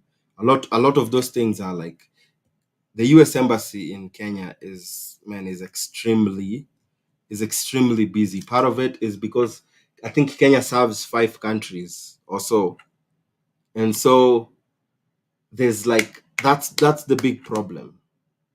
Is you might get documentarily qualified, but then getting the visa date becomes an issue because, man, this yeah, they need to find a way to open need to find a way to open embassies for all these other countries, because now they're like, yeah, and it's making Kenya, the people who've won green cards, the process is going slow. Why? Because it's yeah, because Kenya is serving too many people, too many countries. But yeah, there's really nothing you can do about that. It's really up to them. Whenever they become available, they become available. Yeah, unless you take the course of suing the yeah suing the US. That would be a lawyer suing, saying, if they've taken super long. You can always find, I think lawyers do that, and they petition, and you sue and say, we've been waiting for super long. This is unacceptable. Otherwise, it's just a waiting game. Maureen Monka. Hey Owen, kwa visit visa lazima ufanye medicals? No, you don't do medical for visit visa or student visa. Nimechelewa kiasi. Usiworry. Everything will be saved on YouTube. By the way, if you missed, today we talked about a very good. I talked about kind of prepping for the visit visa interview, some of those things, the room temperature at the embassy, uh, you know, just meeting a mzungu for the first time, and the common questions that are asked for a visit visa. So all that info is I've already talked about that. You'll find it hapa kwa YouTube. You'll be saved hapa kwa YouTube channel yangu. No. Shamax, I am still waiting for your response in Telegram regarding my denial for student visa for Canada. Man, yeah. A lot of those times it's student Canada deniers. It's it has a lot to do with sometimes your statement of purpose, ile kitu unaenda kufanya nini shule, and saa ingine ukinini, like most of the mistakes people do is you have a degree. And then you're applying for a community college to go do an associate degree. A lot of times that doesn't make any sense, because usually you have a degree, you apply to go do your master's, or sometimes you're totally changing the fields that you are studying in. If you want to do that, I would recommend do that once you get to the country. You can get to the country and totally change your major. But for ease, get your visa, just try and do, maybe advance your degree, advance your degree, and then you can come and enroll to that community college you want to. But while just applying for the visa, those abrupt, like maybe you did engineering, or you did engineering, and then now you want to do nursing. It doesn't make any sense.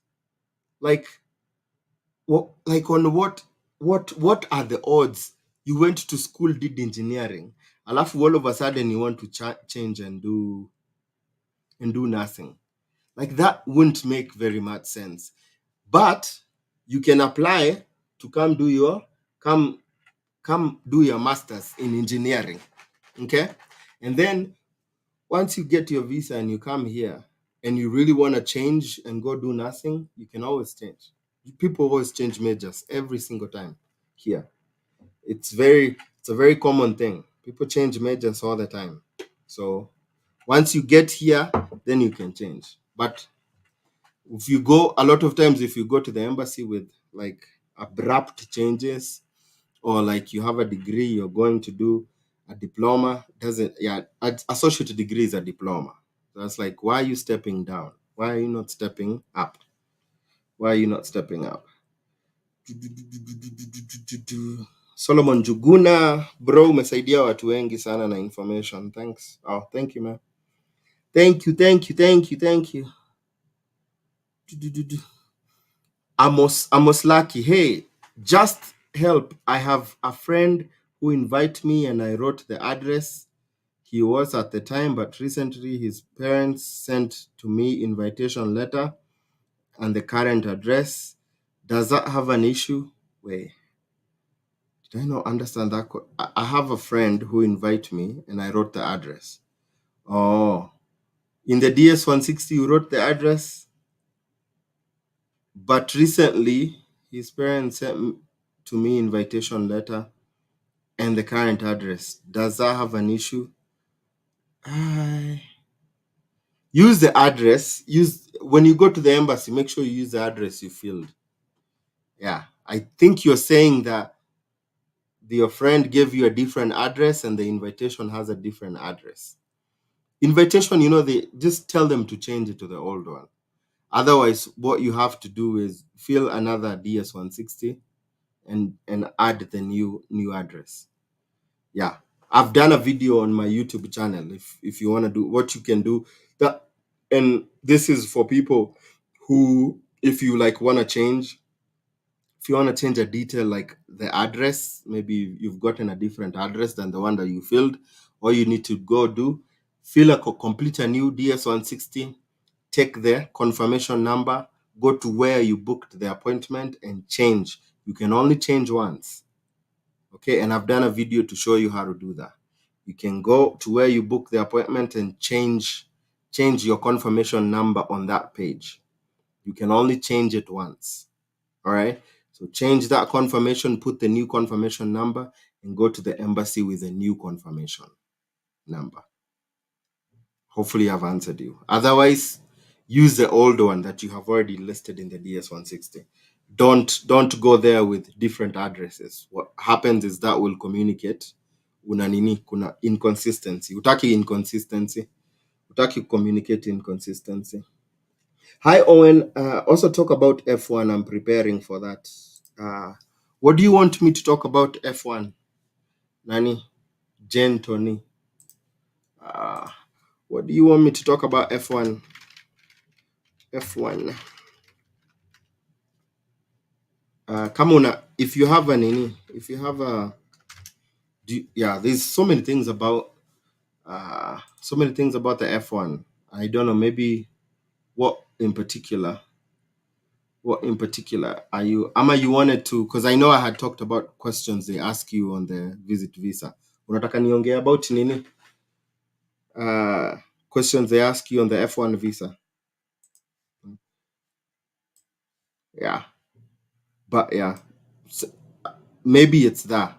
Usually it's really, why are you going to the US? What will you specialize in? Like degree yako ni gani? What are you going to study?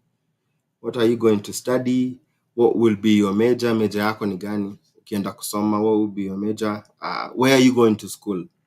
No. Where are you going to school? If you're going to school now, where do you go to school now? What do you do for a living? They can ask you how many colleges you applied for. How many colleges did you apply for? How many schools did you get admitted to? How many schools rejected you? Yeah. Have you been to the US before? But it's, sometimes they can ask you, they can ask you about, because if you've done, if you've gone through West na umetranslate nini zako, anaweza kuuliza what's your GPA? What's your GPA? GPA yako ni nini? How do you plan to fund your education? But again, these are some of the things that umejibu. How much does your school cost? How will you pay for this expenses? Shule ni pesa ngapi? Obviously uko na hiyo information yote, uko na I20, uko na information about cost. If you're being sponsored, sponsor wako anafanya nini? Yeah? Sponsor wako anafanya nini? Did you take any loans kufund your nini? How do you plan on nini? Do you have, are you going to be, this is another question too that they might ask you, it's a trick question that they'll ask you ukienda visitor visa, wanakuuliza, do you intend to work visitor visa? Ukisema yes, unajitega, because visitor visa you're not supposed to work. Hata kama unafanya kazi chini ya maji, you say I'm not going to fanya kazi. Do you have relatives that are in the US? What are your plans after you graduate? Do you have a job career in mind after you graduate? Yeah. Are you planning to return back to your home country? Are you sure you won't stay in the US? Yeah. When you come back, will you continue working with the same current employer that you are working with? Yeah. Why should we give you the visa? Yeah. Why should we give you the visa? What will you answer? Utajibu nini? Why should we give you the visa? Excuse me, sir, but I want to omoka. I want to omoka. Yeah. The question they asked me is why, why are you going to study in the US? And that is the question I pounced on. That is the question that gave me my visa. It wasn't about my bank statement. It wasn't about how I was dressing. It was about how I answered that first question. And they did not ask me another question. Yeah. I took that question, I ran with it. The consular cried, and they gave me the visa. That was it. The first question, I think I nearly said, the first question is make sure you attack the first question diligently. A complete answer. Not too long, not too short, but a complete answer.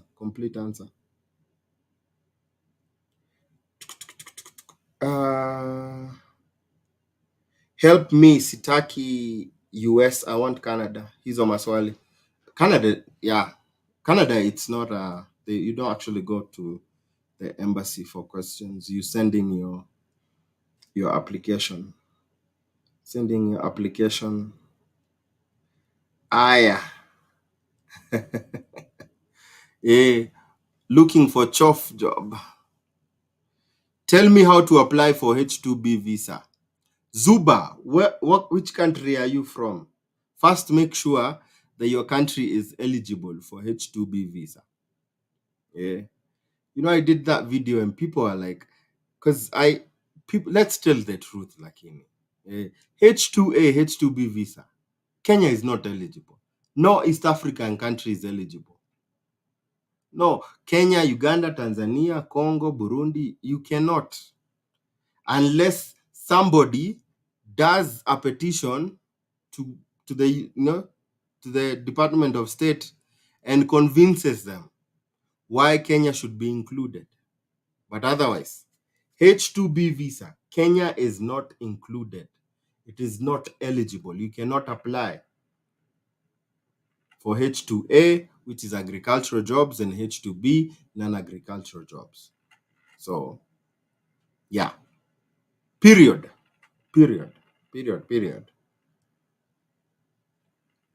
Yeah. So, yeah, I saw that guy doing that video. But don't believe everything you hear online, even for me. I give you information, but please make sure you verify that information. I try to do my research. but verify the information I give you. Do your own research. Yeah, do your own research. I try to do mine, but due diligence means I give you information, you do your double check. Yeah, double check. And if you find that I haven't given correct information, please come back and correct me. I love being corrected. I'm one of those people. I like to give good, honest information. And if you feel like I'm not giving good, honest information, please come tell me. Yeah, I will do a whole video and recant and say, by the way, I said this, and then somebody else corrected me, and I want to make sure I give people honest information. Yeah. I don't do this for some people. Do this. I do this to educate people because I believe honestly, what you need in the US is good information to survive. US, Canada, you need good information, and yeah, because I know our people are trying to come here. Hiya. Kindly touch on family-based visas. Man, that's a long one.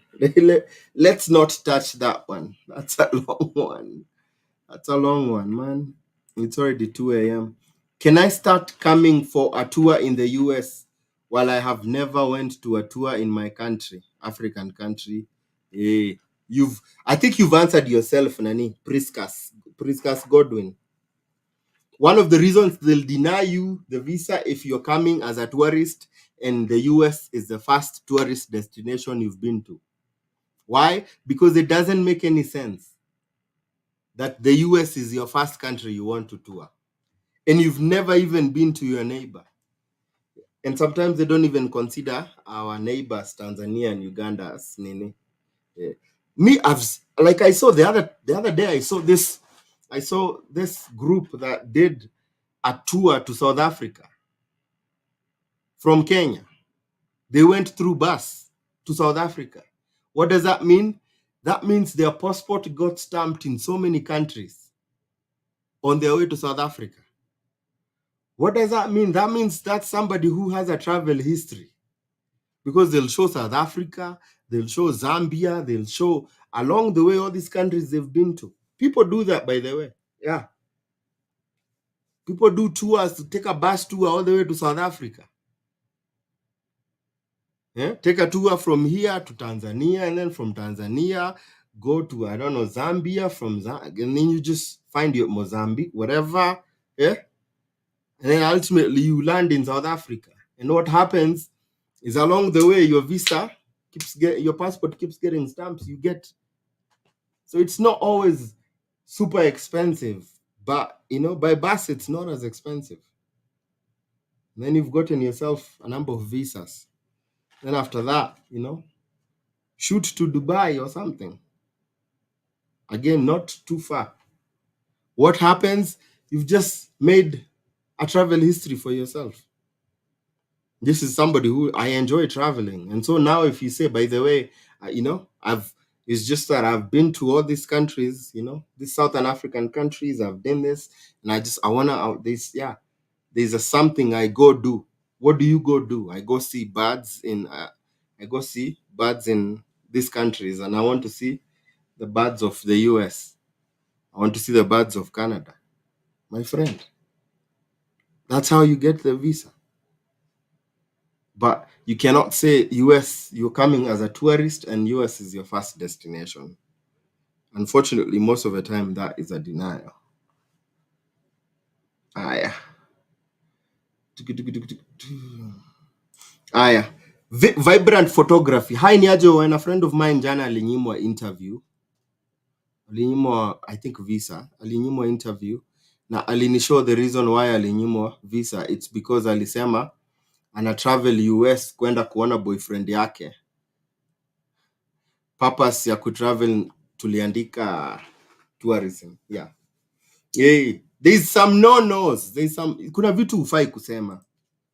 Ati I'm going to visit my fiancé. The minute tunasema hivyo unanyimwa visa na unaenda ati na visit visa. Unaweza enda. Actually kuna dem tulifanya, ametoka US juzi na alikuja kuona boyfriend yake. Boyfriend ni different na fiance. Na yeye vile tuliongea na yeye, nilimwambia okay, nilimuuliza where have you traveled? Akaniambia ametravel, ameenda Europe, ametravel. So one of the things nilijua, travel history ilikuwa ina favor huyu dem. Travel history was favoring her. So even though she was coming to see the boyfriend, I told her, just, be straight to the point, and you've been to all these countries. You can say you're going to see your boyfriend and come back. Very hard, by the way. Jaribu kumwambia, uko sure you don't want to try something else, like you're just going to tour.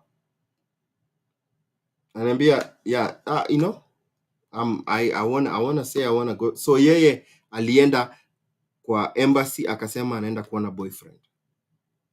But we talked, nikamwambia, just be careful the way una trade your line. Alienda na akapewa visa na akaniambia, yeah, thank you so much, I got my visa. Yeah, alikuja na akakuja asharudi Kenya. Alikuwa amekuja kuona boyfriend yake. Yeah. Boyfriend yake walikuwa ameenda na yeye so many other places.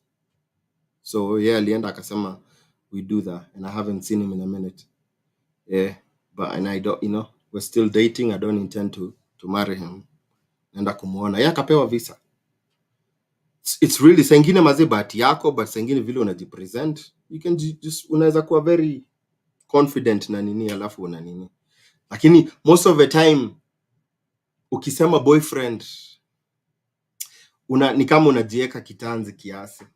Why? Because inafanya chances zako za unaenda huko utarudi, unaenda huko umari, relationship ni serious. Na maswali watakuuliza, wanaweza kuuliza maswali huko hivyo, ujitege tu na kakitu umesema unyimwe.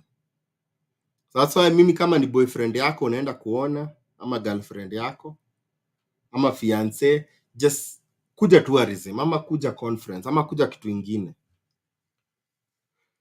Cause yeah, udem alipewa lakini watu wengi unyimwa, kama beshte yako nani, Vibrant Photography. Beshte yako alinyimwa kwa sababu ya boyfriend. Kwa nini? Kwa sababu I think alienda ka trip na maneno. Ni rahisi sana kujikanganya. Unajitega na maneno, unajipata umejitega na maneno. I'm very sure hivyo ndo walifanya. Hiyo ni slippery slope. Kama ni girlfriend, kaa mbali na hiyo, honestly, kwa advice. Udem ni vile alikuwa anajiamini. Na alikuwa roju, alienda na akapewa visa. So kama unajiamini we ni roju, enda nayo. Aya. Simoni Saitoti, I have an invitation for conference in March. I have constantly watched your videos and I think I'm ready for the visa interview. Simon Saitoti, man, go bring your testimony, my brother. Go bring your testimony. Hii mwaka, I told you, hii mwaka you are getting visas in Jesus' name. You guys are coming with testimonies. I'm waiting for these testimonies. So Kevin Saitoti, I'm waiting. Nirudie, let me repeat it, by the way, because for the people who are not here when we started this program, tafadhali wa Kenya, especially this is for my Kenyan people. Usipeleke chai kwa US Embassy. Don't go take tea at the US Embassy. Very important. What do I mean by don't take tea? Usiende kwa sababu tunapenda, kama wa Kenya tunapenda chai. Yani chai, what is chai? Chai is tunapenda keeping our noses in other people's business. Wewe umeenda embassy kupewa visa, lakini unaingia, the minute tunaingia unaanza kuchokora watu. Yani umeanza kuangalia watu vile wamevaa, vile wanakaa, alafu sasa wewe ndio unaanza kuambiana, guy, huyo amenyimwa, huyo mwingine amenyimwa, huyo amenyimwa, wamenyimwa wote, hawapeani leo. That is tea, kwa sababu wewe sasa utakuwa tea master. na tunapenda sana hiyo. Ni kitu hakuna, sidhani kuna Mkenya anaweza sema apendi chai. Chai tunapenda, lakini chai tafadhali tusipeleke US Embassy. Sasa ikuwe wewe ulienda kupewa visa ya kwenda US, lakini sasa wewe ushakuwa chai master, you are the one serving tea. Ukiambiaga watu angalia yule vile guy, angalia vile amevaa, huyu hata hawezi pewa visa, mwangalie huyo. Guy, umeona huyo vile amelia? Yani kufanya hivyo ni upuzi. Kwa nini? Kwa sababu you are distracting yourself. You need to be, unafaa kuwa tip top, sharp. Ndio ukiulizwa maswali, akikuuliza maswali uko hivi chap. So badala ya kuenda kukunywa chai na kuanza kuingiza mapua yako kwa sababu nini ilikuleta embassy? Ulikuja embassy kukunywa chai ama ulikuja embassy kupata visa? Wakenya tafadhali, kwa sababu wewe kwanza umeenda umekunywa chai, umeserve kila mtu na uoga. Not only wewe utanyimwa visa, utafanya watu wengine wakinyimwa visa kwa sababu wewe unaenda ukiwaambia guy leo apeani. Watu wote 10 wameenda mbele yangu, wote wamenyimwa. My friend, ile akili utaenda nayo pale kwa window itakuwa akili ya kugive up, kwa sababu tayari ushajiambia watu 10 wako mbele yangu, wote wamenyimwa. Mimi ni nani? Mimi ni nani nipewe? Na hivyo ukienda na hiyo attitude na hiyo nini, hata umesahau. Alafu unaenda hapo, swali ya kwanza consul anakuuliza ati what is the address you're going to stay in the US? Wewe unakumbuka tu yule mama alikuwa amevaa kitenge, yule mama alianguka akilia, guy wamenyima hawa watu 10, hawa ni wanataka kuninyima. Hizo vitu kwa akili, mtu wangu, achana upuzi. Tunapeleka embassy. We ulienda kukunywa chai ama ulienda kufanya interview? Na ndio swali of the day. Are you the tea master ama did you go to collect your visa? Kwa sababu kama ulienda kuserve chai, ile kitu utatoka tu nayo ni birika na thamos. Visa utaiacha huko kwa US Embassy. Tafadhali go there, mind your business. Unaona biashara, ukiendaga interview ya kazi, uendage kukaa ukiangalia watu ati vile wananini pale, kwa ati vile wanatoka wakilia. Unaendaga pale, mtu wangu, focus. That's the thing I'm trying to say. Focus on what brought you to the embassy. You came to the embassy to get the visa. Please focus man, focus. Hizi vitu zingine, extracurricular activities, leave them at home, or you'll come get them here. TikTok is a home of tea. You'll find a lot of tea here, but don't take your tea to the embassy. Don't go serve tea at the US Embassy. Tafadhali. Wa Kenya. Man, because you're distracting yourself, and if you're not focused, just your time ukienda hapo, when you go there, man, just concentrate on your case. If you have a copy of your DS-160, ipitie tena, ona vile ulijibu maswali. Ipitie, angalia document zako. Kama time bado, funga macho, piga ihoya, chapa maombi. Achana na wale watu amukuingia na wao. We pesa ulilipa pesa yako peke yako kwa embassy. Wale watu mkinyimwa, hata mtakuja kuonana nao tena. We acha kuserve watu chai, na achana na watu wanaserve chai, waserve chai. Wao ni watu wa chai, wewe ulikuja kupata visa. Na ni hivyo tu. Una avoid distraction.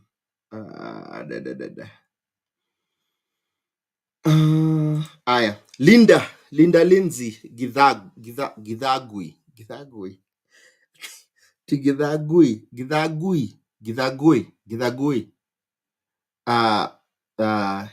pole kama nimebucha hiyo jina yako. Sorry if I've butchered your name. Hi Owen, I would like to know which company for camp counselors doesn't usually require a person to pay for application fee.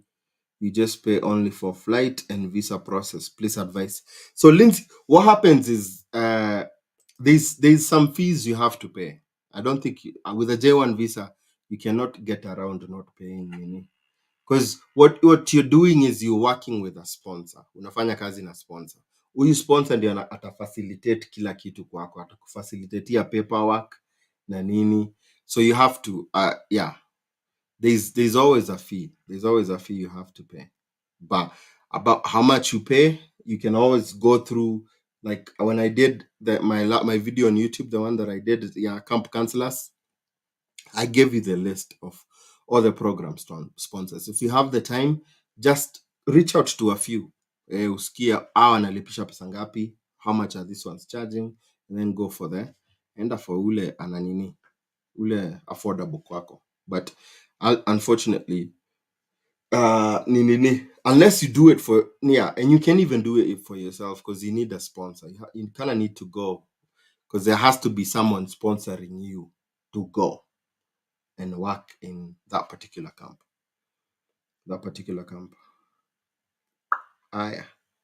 Watching from Jogoo Road. Let me ask Sami Jenga.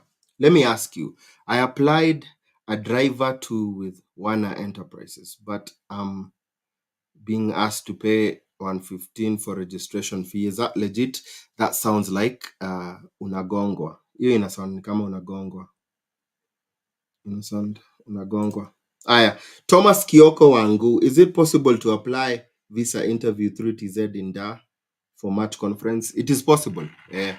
Lakini enda pale na reason ya kwa nini unafanyia, why are you doing your interview in a third country? No, in a country that's not your home. Because first of the things they'll ask you, they'll ask you where you're from. Are you Tanzanian? Why are you doing your interview here in Tanzania and not in Kenya? Make sure you have a good valid reason. Yeah, don't say because there's people somebody said I'm doing this because it's easier to get. No, it's hard to get a visa in Nairobi, so I'm doing my interview in Tanzania. Don't say that. Yeah, just say I was here for tourism. I have relatives who live here. I have a boyfriend who lives here, and blah blah blah. Just or maybe sometimes it's I have to go. My conference is this date, and I've tried to apply at the U.S. Embassy, and there's no opening. So, and Tanzania give me the date that I needed. Give me the date nilikuwa na need. Oh, Jess Gadenya saying about Saudi Arabia PCC iko kwa kitu inaitwa Absha. So, Tekla hii ni yako. Because Tekla was asking kupata PCC, Police Clearance Certificate, Good Conduct. And Jess Gadenya is saying about Saudi Arabia PCC iko kwa kitu inaitwa Absha. You book online, then you go to Jawazat for fingerprint. So whatever that is, I think if you live in Saudi, then you know. So go to Absha, book online, and then you go to Jawazat for your fingerprints.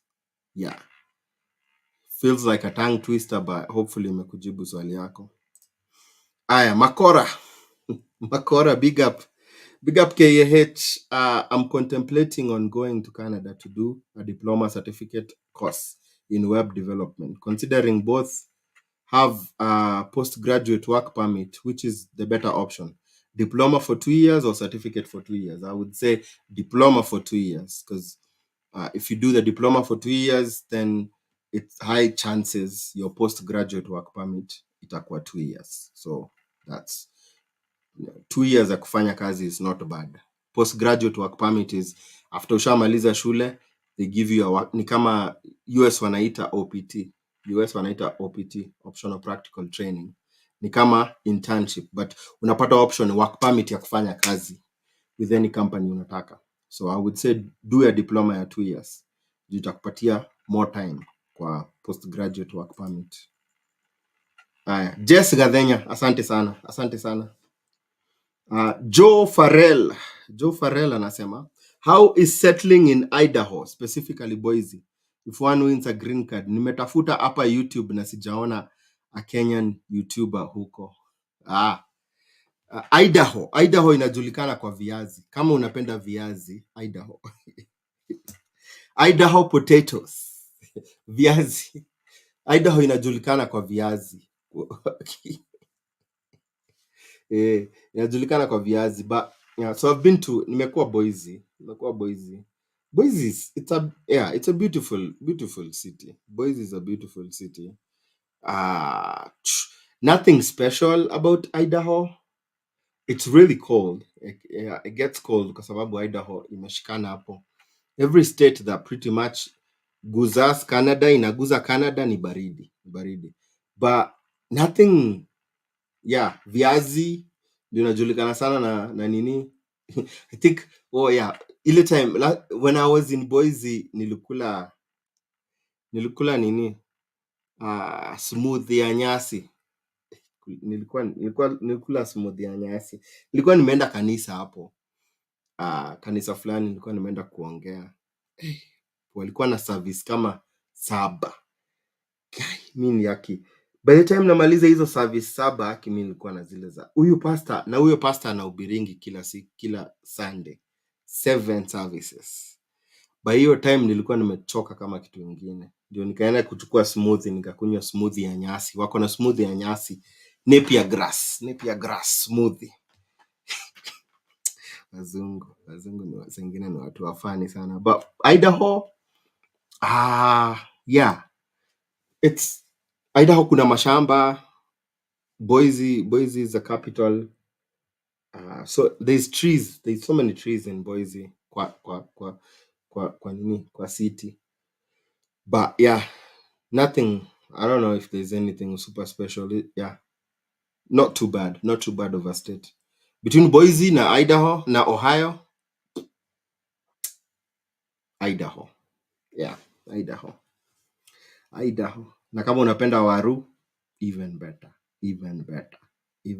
Kama wewe ni Musapere, you will be home. Kuja tu na dhufu. Wako na waru. I hope sijatukana wa Wasapere. Jane Tony, for F1 visa, if asked the address you're going to, do you give the school address or the place you will be hosted before reporting to school? Watakuuliza usually shule, they'll either ask you where is your school, ama they'll ask you where are you going to be staying. Obviously, those are two different answers. Where is the school? Unajua address ya shule. Where will you be staying? Unajua address ya mahali unakaa. Hivyo ndio utawapatia. Utawapatia hivyo. So because obviously haukai shule unless unakaa on campus housing. Stephen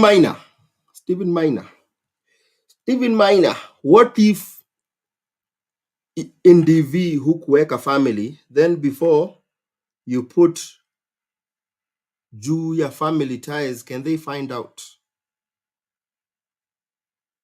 What if in DV hukuweka family, then before you put juu ya family ties, can they find out?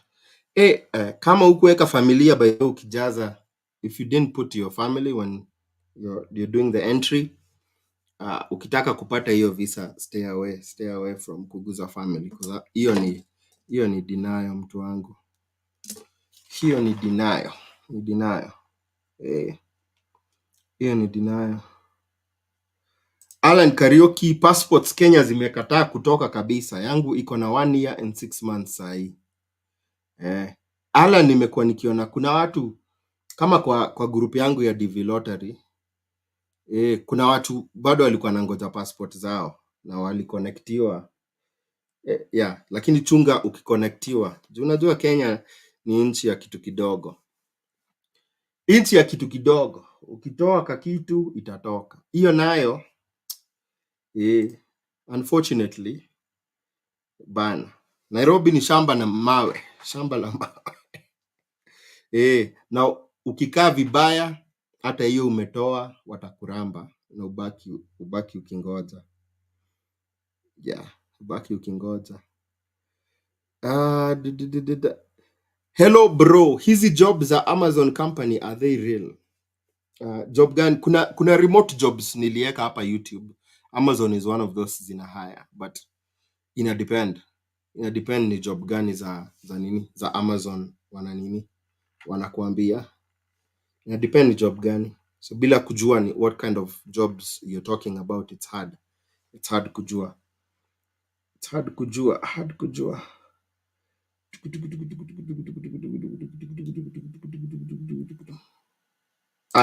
Samuel Asowa, is it easy for a person who doesn't have a job and has been married for 10 years with 3 kids but without a marriage certificate to be given a visit visa to attend a function? Where is it easy? So hauna job, you've been married for 10 years na watoi watatu na hauna marriage certificate. Buda, I've seen worse. Wamepewa visa. I think ni vile una organize story yako. At the end of the day ni vile una organize story yako. Juu niliwaambia not necessarily ati ukuwe na bank statement strong. Ni vile unajieleza pale hivyo. Yeah. Obviously, umesema hauna do, you have to show how utajifinance. Hiyo cost ya how will you be able to pay for the cost of the trip? You have to show how you're going to do that. And so you have to find a way to do that, because if you're not able to show you can pay for the cost, I don't think they're going to give you a visa. Because hawana nini. See, it's not that they will sympathize with you.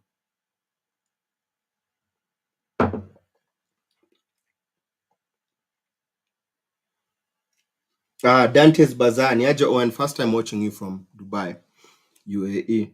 Isma Gatarama, what's up? Mwaka mpya, happy new year. Dorcas Wakaba, hi Owen, do I DM to join the group? Oh yeah, just DM me and then with your case number, and then I'll put you in the group. I would like to apply the 4th time for Canadian student visa. Where? Shamakatex.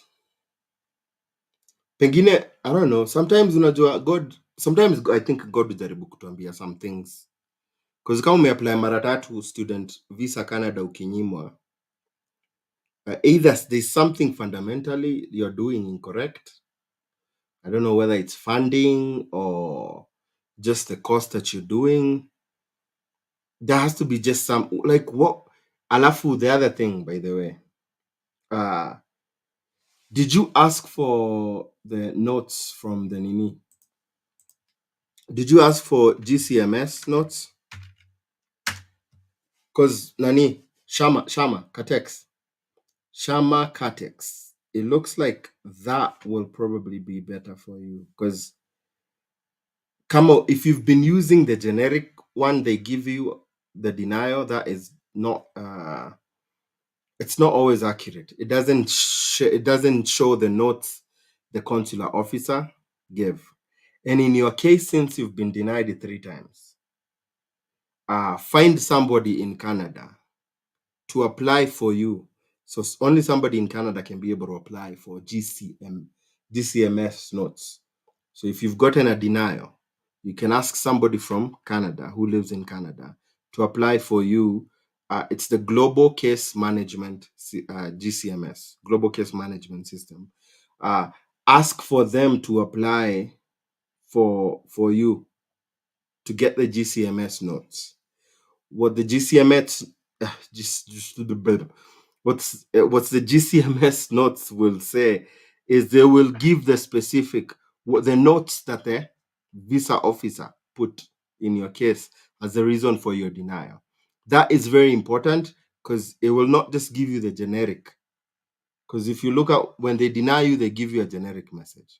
But if you actually want to see the notes, which for you, I think it will be so good to see the 3 denials and see if maybe there's a consistent thing that they've been denying you about. So before you try, for the fourth time and waste your money. Find somebody in Canada. Ask them, hey, can you apply for GCMS notes? GCMS. Kai, I think ni kichwa yangu imeanza kunini. Brain imeanza kufunga. GCMS notes. That would be helpful for you, my bro. Instead of just going and applying again. Otherwise, jump over to the US. Pengine, apply for the F1 visa in the US. My guy, you never know. Pengine God doesn't want you in Canada. Pengine he wants you in somewhere in Alabama. Yeah? Ukipigwa na kajua, si kufreeze mabolingo. Yes, pengine Mungu jaribu kutuambia kitu. Pengine Mungu hakutaki huko Canada saa hii. Hey. Canada saa hii wanaumia. Watu wa Canada wanaumia saa hii. Waulize saa hii wanaumia. Guy, watu wa Canada saa hii wanaumia. Hata wako huko ma negative. Saa hii kamegonga. Guy, unaona? Ati kwanza leo wanasema they expect Calgary. Yeah? Calgary they expect kufika minus 38 degrees.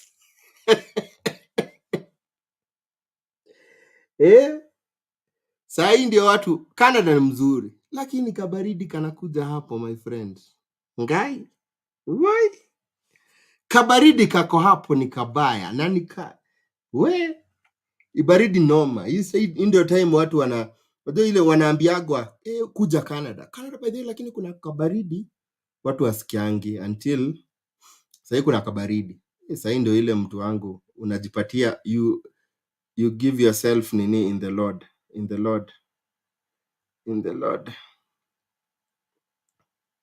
Wycliffe Nyandaro, ati umeruka question yangu. Wycliffe, swali yako ilikuwa gani yake? Wycliffe. Oh, hi, can someone work as Wycliffe Nyandaro? Can someone work as a data analyst job daytime and track yard jockey job at night? What will be the today payment minus tax? People do two jobs. Just ingia Google uangalie data analytics na track yard jockey. Track yard jockey ni kazi gani? Track yard jockey job. Hiyo ni DJ.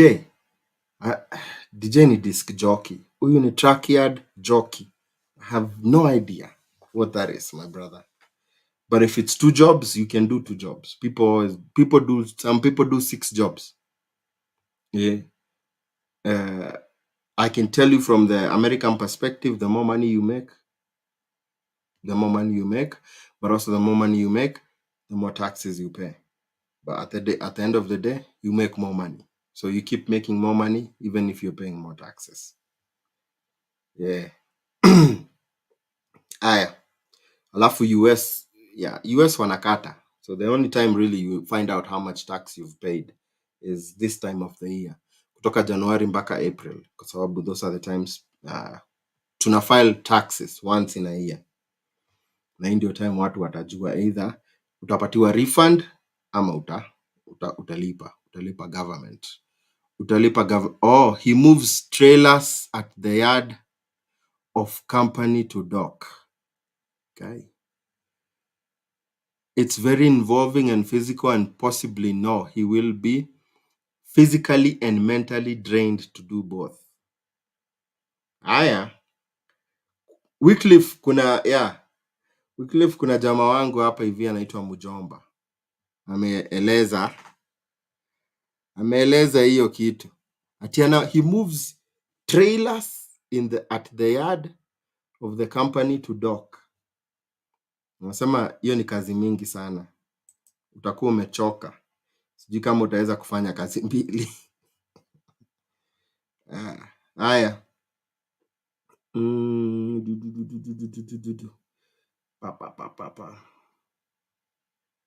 Joe Farrell, so badala ya kusettle boys nitafute host Seattle ama So badala ya kusettle Boise nitafute host Seattle ama Texas. Kuna venye umepaint Boise inaweza kuwa hard kujiset up to be an American in terms of opportunity. No, I didn't say Boise has opportunities. It's just that you won't find very many Kenyans there, which is not necessarily a bad thing. Unaona? Obviously utaki kukaa mahali America kwa sababu kuna Wakenya wengi. That's it's good, but pia saa ingine ni mzuri uishikane na watu wa America, ulearn mambo ya America na watu kwa watu wa America as much as unalearn kwa unaweza jikuta hiyo Seattle saa ingine politics na kuingia politics ya Wakenya saa ingine ni ngumu. Mwanze kuingiana in people's business, kukunywa chai, nasikia watu wanakulania watu. Saa ingine ni mzuri ukikaa mahali hakuna watu wetu wengi na ulearn kutoka kwa wazungu. Well, actually one of the best. Kwa sababu mi nimekaa na wazungu sana. I've learned a lot from kukaa na wazungu. Sababu kukaa na wazungu unakaa na natives, unajua ile kitu. Well, natives wanajua the ins and outs. Na kuna vitu mingi. Unajua Wakenya wengi wakikuja hapa, Wakenya ni hard saa ingine wa change. So unapata mtu akikuja hapa, ile kitu aliambiwa na host afanye ndio ile kitu atafanya mpaka nini. Kama host alikuambia wewe utakuwa unapendua, utakuwa unaosha washosho, watu wengi hivyo ndio wanakaa. Wanabaki wakiosha washosho for the rest of their lives. Why? Because somebody alikushika mkono akakwambia fanya hivi. Na wewe kwa sababu wewe ni kondoo, umekuwa tu ukifanya hivyo. Kondoo tu ndio i-change course. Otherwise ni sawa ukianza maisha mtu akuambie shikilia hapa, wewe shikilia hapa, lakini kaa chini ujiulize kwa nini nashikilia hapa. Lazima nishikilie hapa ama naweza achilia. That's always be your own person bana. Be your own person. Just because mtu alifanikiwa akifanya hivi doesn't mean. Unaona kama sasa watu either anakuja anafungua home, anafungua nyumba home, unaona? Sasa wewe unataka kufungua home kwa sababu huyu amefungua home. Doesn't necessarily mean you need to open a home. Unaweza anza biashara yako. Be your own person. Ndio kitu mzuri. Be your own person. Mtu asikunini. Mimi ile kitu nakasirikanga watu wakikuja kusema ati abandon all hope, abandon all hope. Ile kitu ulisomea Kenya isahau, hautawahi itumia. Hiyo ni fokojembe advice. That is fokojembe advice. Mtu wangu kama ulikuwa engineer ukitoka Kenya, your engineering counts. It counts for something. Kuna experience hapo unaweza leverage ikusukume. Usiabandon kwa sababu mtu anakujanga unaambiwa hapana wewe. Kazi za nini huwezi pata huku. Huku hakuna, hawezi kuandika. Anza ingia nursing school. Mtu hata upendi nursing. You cannot stand damu. Lakini mtu amekuambia uabandon ile kitu yote ulikuwa unajua, ile kitu uko passionate about, unapenda, uingie, uanze kudunga watu masindano ukifanya nini, na hiyo ni kitu inakufanyanga na hapo ndio depression ukuja inaingilia watu. Because at the end of the day, ndio pesa ni mzuri. But kama unatengeneza pesa na kitu haufanyi for the rest of your life, man, utakuwa umekufa ndani. Utakuwa na unajua you can do both. You can make money and do something that you love doing. Why does it have to be one until you have to make money alafu but you cannot do what you love? Why not do both? Why not do both? Musamaga umetoka Kenya na umefanya degree ya accounting. My friend, you come here, you can get a job na hiyo degree. Why? Kwa sababu T accounts are the same. T accounts in Kenya and T accounts here are the same. Accounting is the same fundamentally. Debits and credits. You debit an asset, you credit a liability. That is hivyo tulifundishwa hivyo University of Nairobi. Hivyo ndio wanafundisha hapa masters. Fundamentally accounting, T account is the same. Some things differ. Obviously vile nilisoma taxes ya Kenya na nimesoma tax ya US, two different things. But ultimately, I get because unaangalia accounting is just principles. All you need to do is principles. revenue recognition principle, hata kama IFRS na sasa nimeanza watu amusikile kitu namaanisha, lakini kama uko accounting unajua US GAAP is totally different than, kwa sababu US waliamua we will use our own GAAP. Hatutaki hizi dunia zote zikaungana zikatengeneza kitu inaitwa International Financial Reporting Standards. America wakasema we don't care, sisi tuko na US GAAP na tutafuata hiyo yenyu international. The same way US walisemaga sisi muko na metric system KGs na sijui nini kaeni nayo, sisi hatutaki hiyo, we'll do our own thing. The same thing naweza kuambia, be like the US, do your own thing. Usi just because mtu amekuja hapa amekwambia, amekushtua na kuuziana uoga. Wakenya na kuuziana uoga, mtu wangu hapana. Hii Kanairo, mimi nasemaga Kanairo, mtu wangu, kama kuna kitu ilitufundisha Kanairo, ilitufundisha kuhaso, na ukikuja na hiyo nini ya Kanairo utasucceed sana hapa America. It's just that tunauziana uoga mpaka mtu anakuambia. So I see a lot of people coming in here, man, they had spent a lot of money and time and resources. Wengine wamefanya mpaka masters pale Kenya, wanakuja hapa, mtu ana convince, anawaambia hakuna pesa, hiyo kitu umefanya. Anakuambia wachana na hiyo pesa, iko hapa nursing, pesa iko hapa medical. Sikatai, kuna pesa medical, but mtu wangu, unajua kuna pesa engineering, kuna pesa IT, kuna pesa accounting, kuna pesa finance, kuna pesa unaweza chukua hiyo degree yako uislap na kitu inaitwa wisdom. Hiyo ndio kitu tu inahitajika. Take the degree that you came with from your home country and slap it with wisdom. And my friend, what you have there is you have your tool into your forever. Especially if kama ni kitu, if you are passionate about it, do it. So the fact that you find all these people, ignorant people, telling you that, all the education that you learned from back home is useless, the people there, that's ignorance. You have to know how to leverage the system and society that you're in. Personally, mimi waliniambia, kwanza accounting, there's no jobs. They only hire white people. Now in Kenya, they were telling me that there's no jobs for people your color, accounting jobs. These jobs, they only hire wazungus.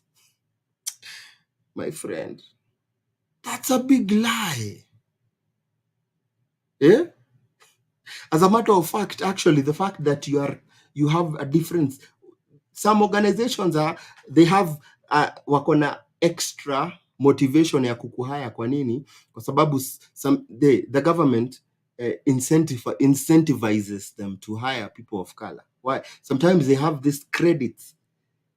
If you hire people, minority people, you get a credit as a business. So that's alafu tu, sometimes they hire because they want to, wanataka wakae, like they want to look like they are not si watu wa kubagua. So they'll bring you in. And somebody asks, accounting job, my friend, you will never lack an accounting job. Kazi ni mingi bana. Accounting jobs, kazi ni mingi. Ukitaka kupata kazi main, upate side hustle bila hata kurudi shule. Lakini hapa ukisikia watu wamekuja hapa na ka entitlement, kwa sababu wao, na ile kitu iko ni, unfortunately, na us Kenyans, my people, if they went through a big learning process, unaona, kama mtu alienda hapa akapata dead end iko pale mbele, most likely that person will not tell you, by the way, if you go this way you will meet a dead end. No, a lot of people will not do that. What they'll do is, in their mind, they'll say, see me, I went and I saw there's a dead end. You go find out for yourself the dead end. I'm not going to tell you. So they let you go through they'll pinpoint you in the wrong direction, knowing that you will go and find out that there's a dead end. That's the wrong direction.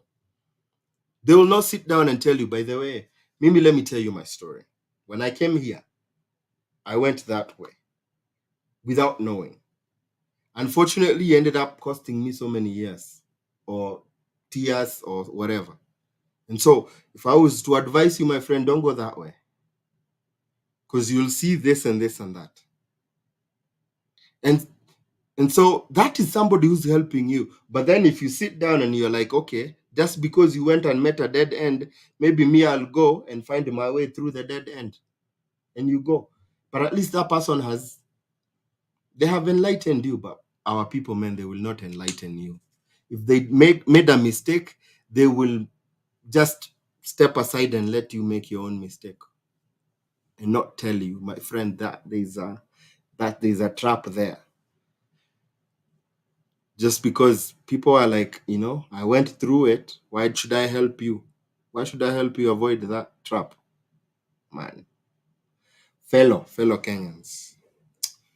So me, when people talk about moving to states just because to be close to our people, it's a good thing to be close to our people. They can be very good community when it comes to maombolezi, when you're like facing adversities, they're very good. They come together. But also there are some things that we inherit and bring here. Yeah, some problems that can be unfortunate. Wivu and kadhalika, and you mix all that together, and yeah. Do. And then you have niko na question. Austin uliza swali, tips za investing other than real estate. Tips za investing other than real estate. Yeah. Some people play forex. Bana. Yeah, but people take classes. They do that. People do forex. You can do forex by yourself. Yeah. Some people do open, like a Robin account or something. Or some people do you can do it yourself. Some banks allow you to do that, like Wells Fargo. You can do it yourself. Start with small money or learn to do that. But so real estate is what I think for me, when people talk about investing in real estate, especially real estate back home, it's almost become a cliche, like, because everybody does that. So many people have gone back home and they've built all these big gorofas, apartment complexes and stuff. But then at the end of the day, they end up struggling, filling those big complexes with people. And you invest so much money, but then what you get in return is it's not even worthwhile. Yeah. So you can invest back home. People do that. People have invested home, and they've been successful at doing that.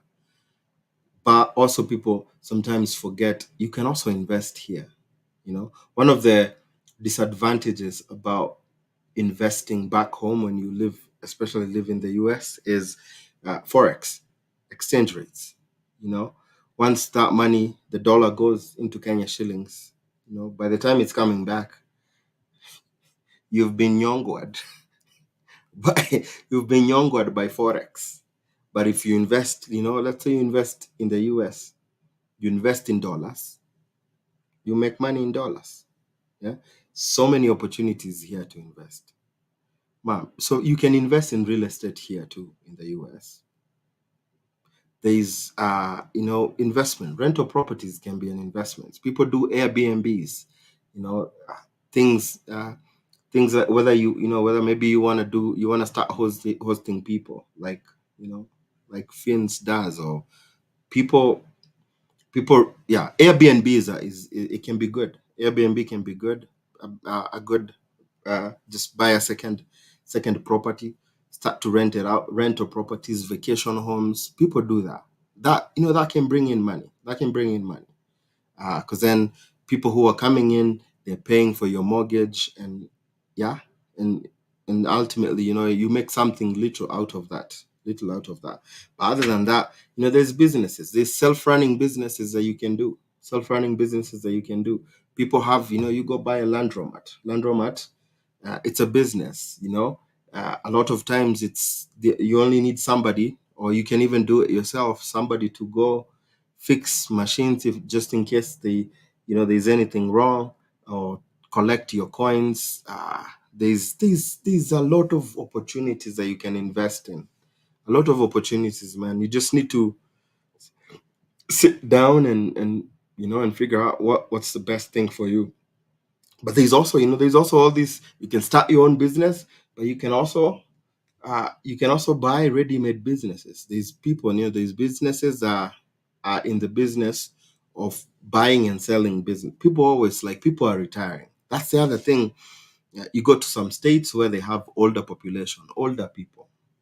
What happens? These people have successful businesses, but they're getting to a point, maybe they don't have kids to live their business to, but they want their business to continue going, and they put their businesses up for sale. So, when you buy such kind of a business, you're buying goodwill, you're buying, client list, you're buying a business that's already healthy and going. The only problem is the owner of the business is too old to continue in that. So it's just that our people, man, we like to zero graze, man. Zero graze on. Yeah. But here, do you know the reason why Wazungus have money? Wazungus have money because of family businesses. And these businesses, they're like passed on from one generation to the next. So, like your great grandfather, it was like the beginner of this thing. It's like he's paid the sacrifice, the ultimate sacrifice. But then that was passed on to your grandparents, and then your grandparents passed it on to your parents, and your parents passed it on to you. So what happens is, man, it's like pretty much you're born with a silver spoon. Why? Because generation has been passed on from one generation to the next. We don't do that. We don't do that. A lot of times you look back home, we don't even know what our parents do. Unfortunately. Unfortunately, we don't even, like, most people, what does your father do? Or try to ask what your father does. And you will get yeah.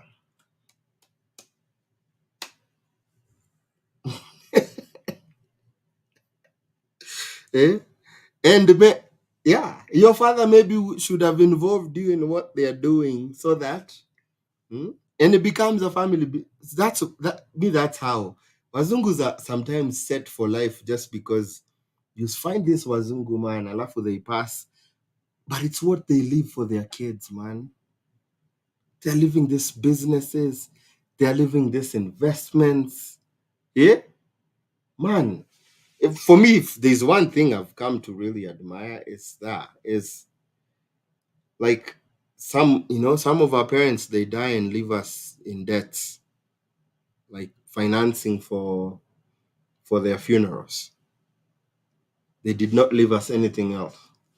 Hospital bill, funeral expenses. Unfortunately, yeah. Here, when most parents pass, these people, they have insurance that covers the funeral expenses. Yeah, they had good insurance that covered all the medical expenses. So at the end of the day, that is covered.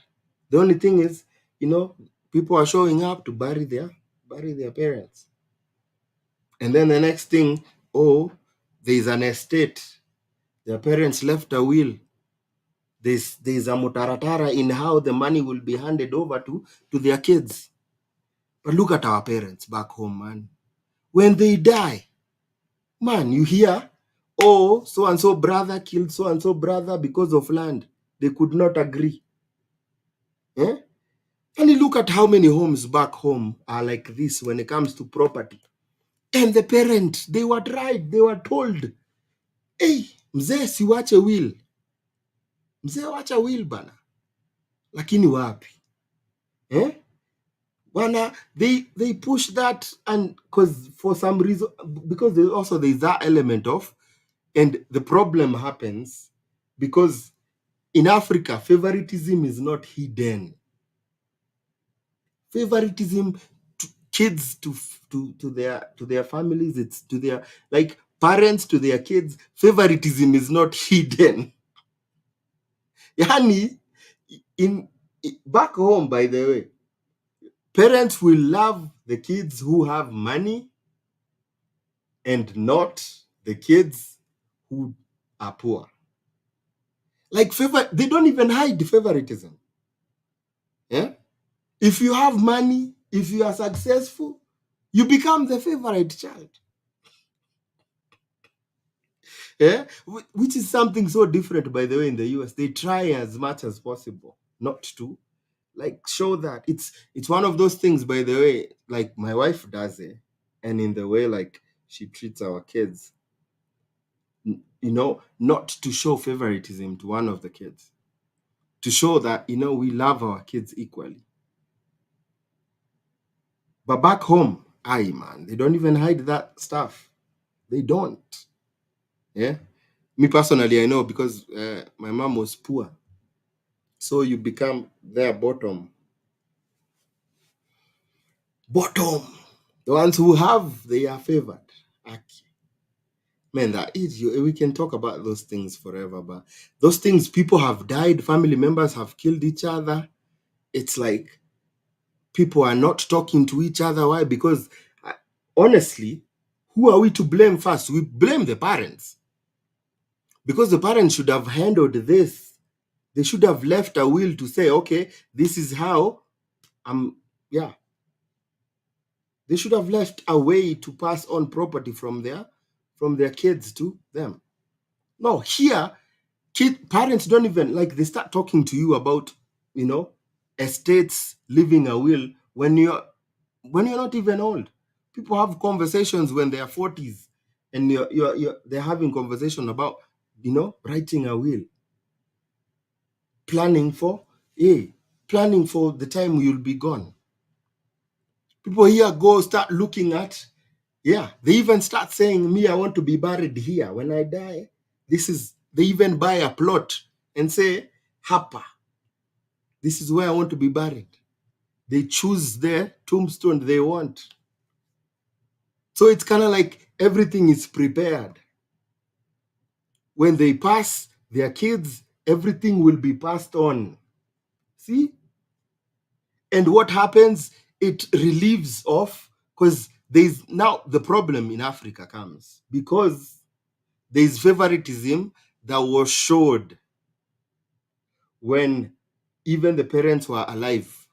Then what happens is the favored kids, they tend to believe they they should have more share in property than other kids.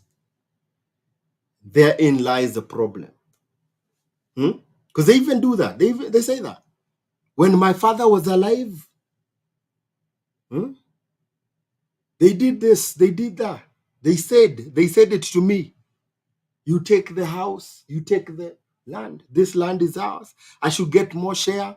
I should get the bigger share more than anybody else. Oh, my friend. And when the law starts to come in, and bribery and kadhalika, and the family has sambaratikad. And that the property actually ends up becoming a curse instead of becoming a blessing too. Yeah. Because the way I've seen it, and that, I mean, I love America because of that, is it becomes a blessing just because the way things are. People are like, people will have insurance, like, people will have life insurance, people will have medical insurance, they'll have funeral insurance to take care of funeral expenses. They'll whatever, like, by the time someone gets to that point, they've taken care of themselves. And so that's why, like, in America, you don't hear harambes. Or at someone has passed, let's have a harambe and changia for them. No.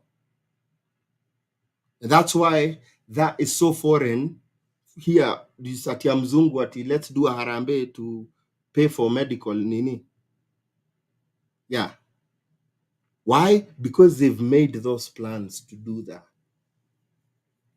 And sometimes, getting something like a life insurance, it's not even that expensive. Yeah. And we still have our people here who don't even do that. Those systems are here in the US. It's easy to do them, but some people don't even do that. And they live here. They're still living like they're in Kenya. And unfortunately, what happens is they get sick, they pass, and then we have to come together and do harambes to take their bodies back home. Yeah. It's a very deep conversation that I think we're not having, especially people who are moving here. It's a very good conversation to have, man. But also it's a conversation that, man, me, I've seen it. I'm very sure you know somebody that knows somebody whose families they've killed each other, whose families the property that their parents ended up leaving to them ended up becoming a curse. Why? Because there wasn't planning. The parents did not plan. Yeah, they did not plan well for their kids. Eh? Wamenyamaza. Ati Kenyans are not used to death.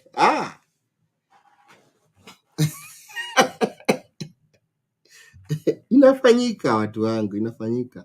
Let's not get too serious. Aya, tumemaliza mambo ya kifo. Msiogope sana. Yeah. Hallelujah. Hallelujah. Ati leo nipo online leo saa 9 asubuhi. Wanaogopa. Kuna story ya bad omen. Biblia inasema with long life God will satisfy us.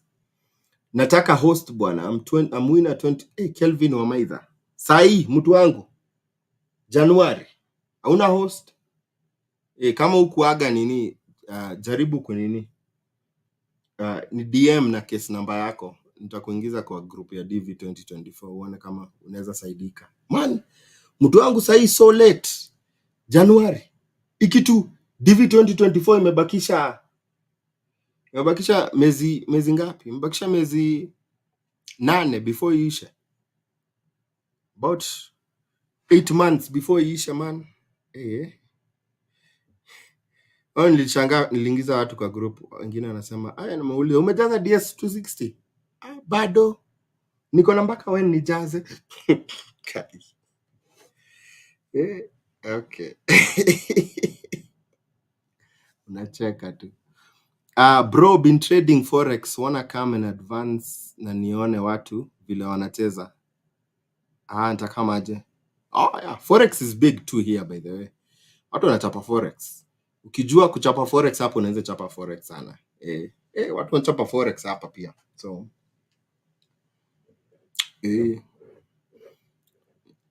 hapa nayo lakini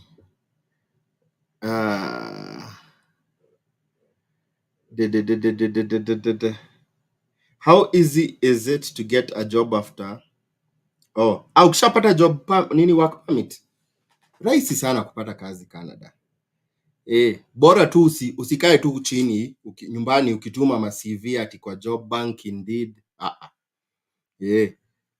Jitembeze. Ukienda upate kazi job bank, kazi Indeed, angalia address iko wapi, vuka hapo, ingia hapo uambie, by the way nimeona mna advertise kazi. Nimekuja tu kupita niwaambie I'm very interested in that position, ningependa kufanya kazi sana hapa. Singine wanakuona unajitokeza hapa hivi unaambia okay, unaweza fanya interview sahi. Hivyo ndio watu wengi by the way wamepata kazi. Unaenda hapo hivyo una nini, kumbe watu wako busy man, hawana time ya kusoma ma CV ma resume.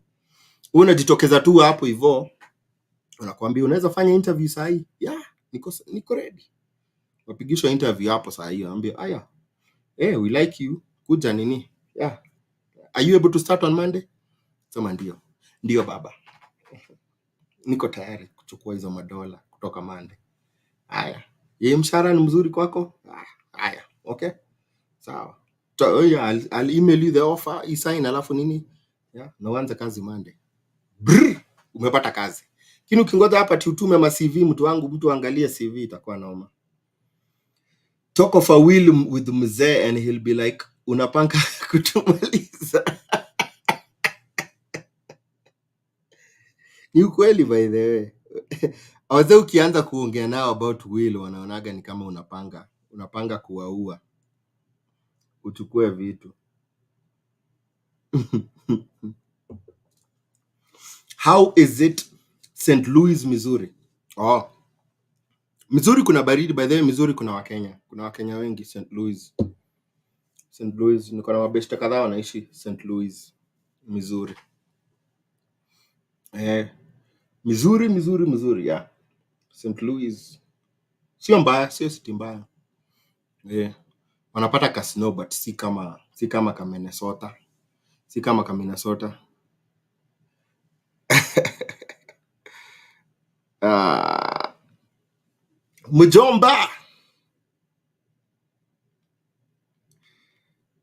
Mjomba ni aje?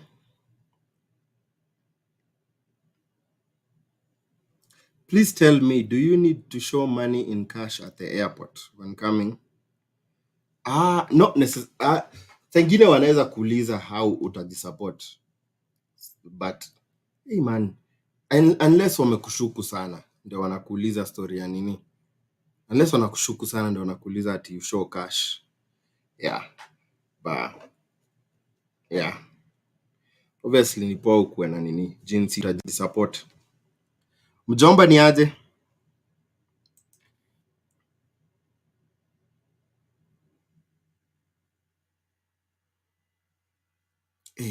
Network imepotea. Ngoja. I think sijui kama nini. Ni aje mjomba? Poa sana, unanisikia? Nakusikia saa hii. Nasema acha nikaa hapa juu ni warm up kidogo.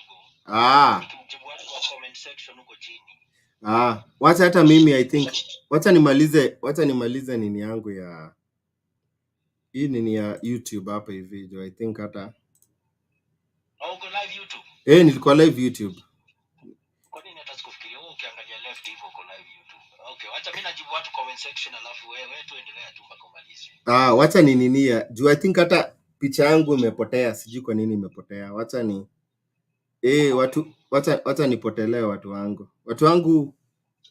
Thank you man for joining me. Sijui kwa nini imejizima, but otherwise I think ile video ingine ya coldest na warmest months nitafanya baadaye.